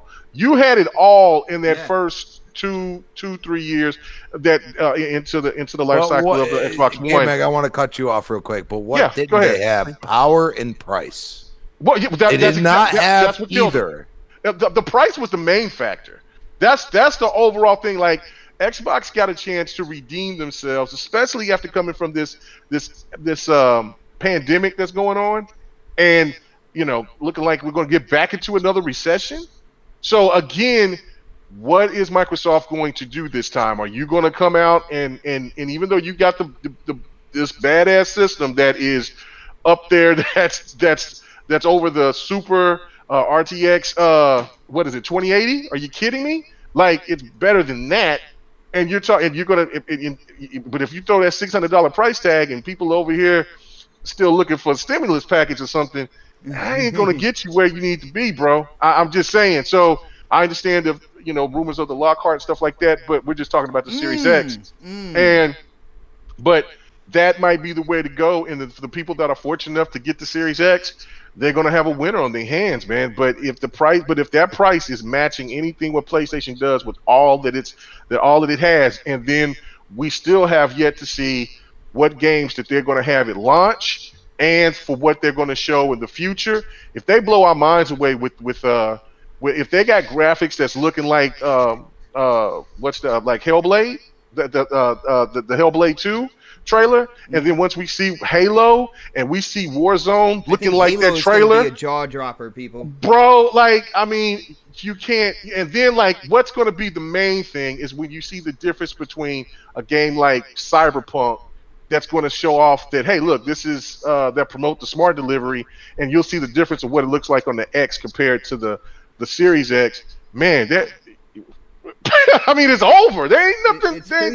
Sony can show what they can, and it's going to look fantastic as well. Which would explain how quiet Sony has been, and when it comes down to it, like I'm sorry, Don, but I'm gonna say they use the GDC kind of like blanket to show the specs off, so this way they gave something to the gamers. But I feel like Sony is gonna ride on price point. And I feel like when it comes down to it, I feel like Xbox definitely surprised them at some point in time where they could not go back. You see what I'm saying? That's the feel I get here when it comes to these two systems, in seeing what was shown, how it was shown, and seeing the numbers outright. I feel like Xbox, the same way that Sony surprised Xbox the beginning of this generation by doubling up the RAM that they had in the system. I think there was some point in time where Xbox surprised Sony to the point where they couldn't go back to the drawing board and they just had to move forward, which is why you get the kind of like boost clock scenario. That's what I think happened. And let's not forget that we haven't seen the design of the PS5 console. We hear that they are emphasizing heat, but we have seen nothing from it. And you've watched Digital Foundry put together the console and slide it in there and say, hey, this makes sense. Okay? So in the end, like, we could sit here and speculate all we want, but we've only seen specs. And that's where I go and say you could have just released it on Twitter and called it a day and made a lot of people not waste 50 minutes of their life. Crispy, saying. It's funny because Jason Schreier came out and said that, developers that he has talked to, actually he said people that he has talked to that are working on the PlayStation 5 right now are like giddy over the thing in comparison. And he was very vague about that. Now, we all know Jason Schreier. He will put out tweets to kind of get attention to what he's talking about, any articles he's doing. Whereas he goes people. He plays with people's emotions to get now Jez Gordon, interest. which is a part of Windows Central, right? Who hasn't come out and said anything until people really started running with this Jason Schreier thing. He was like, "Oh, that's funny because I've been hearing the opposite from a lot of developers." And he doesn't go out there, like, he didn't put anything out there to cause attention to himself. If people weren't running with that Jason Schreier tweet, like, he probably wouldn't have said anything at all at that point in time. And that right there, in context, is where you get a good idea of what's going on that we might not know about. You have somebody who's trying to get attention to himself and whatever future work he's doing. And then you have Jez, who is a very kind of mild-mannered, very quiet person. He does put out articles on Windows Central, but he doesn't go out there and try to put out tweets that will create attention on him. You know, I don't want to say clout chasing because that sounds a little overbearing. You're saying he's not chasing waterfalls? Yeah, Right. yeah. What he does is that what Jess does is this is how I look at a good journalist. A person that will write an article that will either that may piss off an Xbox fan or piss off a PlayStation fan, but it's an article that's in between. It's no nonsense. That's what Jez does, because there's been articles that I've read from Jez and I'm like, that's some bullshit. But then again, there's other stuff that Jez wrote and I'm like, yeah. But that's the thing that you take from somebody that you know that you could trust and say, look, I mean, he's talking about something that should be discussed on from Xbox side, from PlayStation side. That's what you want. You don't want somebody to just, like you said, make it all about yourself. Stuff that the community should know about. You know what I'm saying? Right. Whether it's good or bad for whatever platform. Yeah. Exactly. And to me, that tweet meant more than anything that Jason was saying at that point in time. You know what I'm saying? And unfortunately, when it comes to social media, you know, you got so many people herded into one site. You're gonna get the good and the bad, man. You're gonna get the intelligent and the fanboy. Like you're gonna get it all. And you know, to see people run with that Jason Schreier tweet, where when I looked at what he said, it was all really vague. He didn't say if it was third party. He didn't say if it was first party. He didn't say, you know, you can describe who's saying that without saying who's saying that, and give people a better idea. Yo, read the super chat. Hitting up that super chat. Yo, K-Mega, why don't you say that for us, bro? Hey man, he said, am I watching GRG? No, brother, because this is going way past GRG. We went off early yesterday, so we good. Yeah, guys, I think we should cut it down. It is Saturday, man. Gamers got a game, yo. I don't know if anybody else wants to put their last kind of like cherry on top of this when it comes to looking at both systems here, but at the end of the day, it looks like we've already seen games teased for the Series X. We saw numbers for the Series X. We've seen features for the Series X. And then when you compare them when it comes to the PlayStation 5, again, both systems are going to be incredible moving into the next generation. It's just that so far, what I'm seeing on the Xbox side has really, really got me hyped up. I am looking forward. Sony got one or two more opportunities to get the fan base to get to roaring again, or they're going to be limping into this generation. They ain't got too many conferences, because if you do it too late, then you're going to get people like, what the hell? So by June, if they would make their reveal and that shit is it's okay and not spectacular, so they ain't got too many more opportunities. Launch lineups and future games now are gonna dictate a lot. And then when it comes down to it, because Sony, you know, they didn't adopt that first party day and date scenario with PlayStation Now. You look at the offering, you know, when it comes to Xbox, you know, Halo Infinite on launch day of the Series X, and it's going to be in Game Pass. You know, people won't have to think about that $60 extra dollars to get the game. Right. They'll Or be just able, with Forza, all of those games, whatever. Yeah, I mean, it's serious right now, bro. right, man. They are throwing everything in the kitchen sink at the gamer, and I think that, and if their price is right, I think gamers will look and say, "Damn, And man, people are going to ignore that third party partnership. Like they like I said, Microsoft is a company that loves partnerships. They really do. You know what I mean? Like they will pay them the money if it's a good game. They're going to pay them the money to put it on there. You know what I mean? And then you're still going to reap the benefits because in the end, like most of these games nowadays are just going to throw out skins or whatever else they're going to throw out. So in the end, I mean, we could sit here and speculate and speculate and speculate, but the one thing that I can always go to is that I pay $500-$600, whatever the hell that Series X is going to be, and maybe I buy another controller, but guess what? I don't have to because all my controllers are going to work on that Series X. With a firmware update for the latency, for the low latency, which is also amazing, man. I'm going to be rocking my Elite version 2 with low latency on that sucker. Come on. I don't even have to do that. Let's say they put it out at $600. It's the more powerful console. I don't have to buy any games that I really love, like Gears 5, Halo, whatever the hell it is. Even Metro I started playing, freaking Outer Worlds, you know what I mean? Ori. Dude, you want diversity. That's what Xbox is going to give you. You want multiplayer, AAA experiences.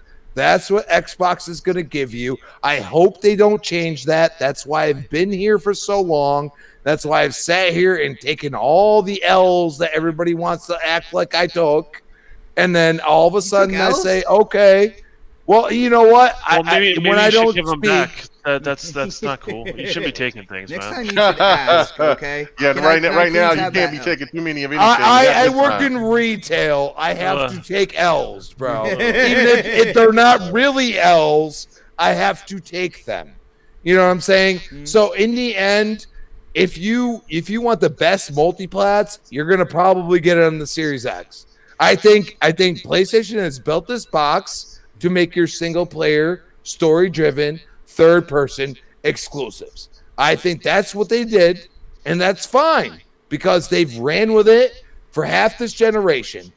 I'm glad you said half this generation. It is half this generation. Before that, they had nothing. They had indies. I know that. I'm not going to sit here and bullshit about it. That's why I didn't buy the box. Because I knew what I loved, which is everybody knows I love Gears, but you can't give me any multiplayer games. And that's where everybody throws this narrative around like, the exclusives they have are the greatest things in the world. Where's the multiplayer in them? If you're that good, if you're that great, give me a multiplayer in one of them. All right, Crispy, we got to wind this down now. Yo, even Don's like, time to go. Like, yo, we have been on here for a long time. It didn't feel like that long, though, guys. I don't know about you guys, but to me, it didn't feel like that long. I wasn't even here for the whole time, and I still felt long. Anyways, let's go. All right, well, yo, guys, like a 40-year-old with a comb over, we got to get those plugs in. And before we do that, I just want to say huge thank you to all you guys for hanging out with us tonight. It's been an absolute blast. I've been watching the chat. I've been chiming in when I can with you guys in chat. It's hard. It is hard to kind of like herd these cats sometimes. So, but yo, huge shout out to you guys. Thank you for all the support. Definitely appreciate it. I'm going to start with the Don because he said it's time to go. Don, you are a professional now when it comes to podcasting. You got to let people know where they can go and talk games with you. You are an independent developer as well, so they might want a little insight into kind of like how the sausage is made. You like that? You like it? Yeah, I noticed you're into that sausage. Anyways. The best thing to do is follow me on Twitter. I'm going to be streaming later tonight. I believe we're going to be playing the new Tall Tales and Sea of Thieves. That's at least the plan if we can get a full crew going. And the best way to find me is the Don_KTR. So. Nice, brother. And Crispy, who is never short on expressing his opinion, brother. I love having you on here, man. Yo, you livened it up. You got really energetic at certain points, man. We can definitely hear the passion inside you for gaming. Why don't you let people know what is going on with you and where they can go to talk games with you, brother? Of course, you can find me on Twitter at CrispyBomb, Xbox Live, CrispyBomb28. Hit me up. Let's game. I mean, we got a lot of shit going on. I mean, this is the best time to be a gamer because we're used to this. Like, we come home, man. We game, we have fun. You know, we talk to each other. Like, let's go. And you can find me on Retro Renegades Tuesday night, and you can always find me here Saturday night, 7 p.m. on the next podcast. You talk about left field, yo. You got to tune into Retro Renegades sometimes. That is an awesome show. Talk about entertainment. Yeah, you don't know what they will talk about on that show, and I don't think half the time they know what they're going to talk about. No, either. We don't. We have no topics. We have nothing. We enjoy just talking whatever the hell we want to. Let me guess. Talk Gears. about okay, Gears. All right, sure. Yeah, see, even though I haven't been playing Gears as much as I usually do. Just saying. Yo, shout out to Sleepy Goblin, guys. He was awake this entire time for the show.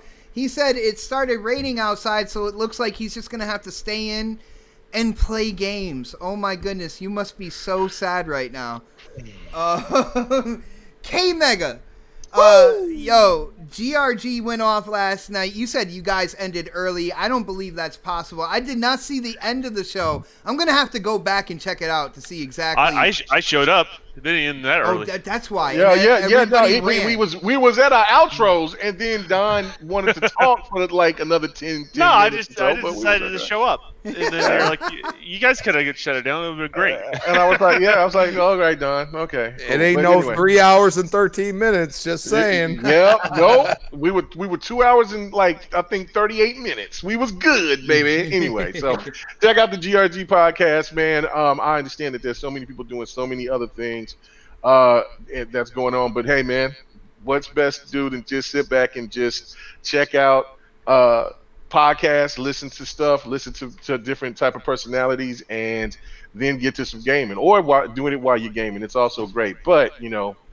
I kind of do a presentation too, you know what I'm saying? I got the, you know what I'm saying? I'm not as creative as my boy Bot, but I do got some slamming ass visuals, you know what I'm saying? He just said he's just not, it's just not as good as what I come up with. It's no, exactly what he just said right there. You're more innovative with what you do, but man, when it comes to my quality, whoa. Just stop slamming the ass, hey Mega. I know, anyway, man. So you're saying you like what I do then is what you're saying, man. I'm not living this down. Right. Of course I do. Anyway, and check me out on Twitter when I go in there and just post a couple of things. And if you want to see people just have a meltdown and just go crazy, hey, check me out on Twitter at KMega4. I promise you, I'll post something and there will always be somebody that'll lose their shit. It's funny. And then you can check me out on Mixer because that seems like to be my new main job now. While I'm off, mostly with the Don, and we're in here, so you can check me out on the Mixer channel, KMega_405. So come in there and check me out. K-Mega, speaking of Mixer, check your DM right now. There's a new overlay that just got built by my art friend for you. Oh, nice. I think you'll recognize it. It was inspired by something. Oh, was it? Oh, okay, no. all right, cool, Oh, no.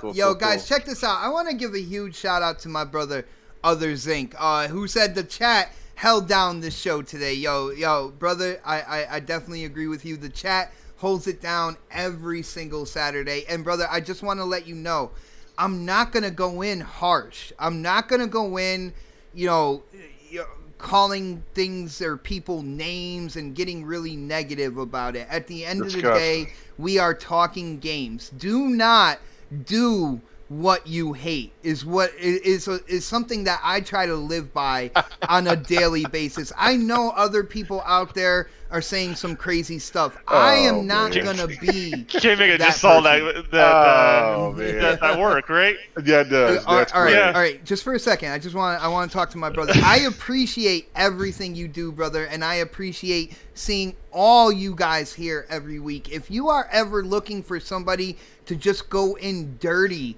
on a system that you might not prefer, like when their chips are down or when they're not showing exactly what their fans are showing, I'm not going to be that person. All right. I love having the common sense gamers out there, and I think everybody in the chat is the common sense gamer. But if you're looking for somebody to just go in and bash, I'm not going to be that person. This channel is not going to be that channel. All right. So on that note, guys, if you like what you are hearing right now and if you haven't subscribed to this channel, go ahead and do so. If you like the graphics, which are all done by me, self-taught with a little help from my brothers Graphic God and Don to give me instruction on where I should go for different graphics and stuff like that. If you like the graphics, you like the topics, you like the gameplay, definitely hit the thumbs up button. Let people know where you were on Saturday night starting at 7 p.m. And I'm not even going to say the end time right now because it's absolutely insane. Thank you guys for hanging out with us. And I am going to end the show the way I do every week. We will see you next Saturday for the next podcast. Have a great weekend, everybody. Boomer sooner, boomer sooner. Hey, you know what? Dallas Cowboys is always in second place because now he's talking now sports. Hashtag the Chiefs Rams, Kingdom, baby. the Rams got a new stadium.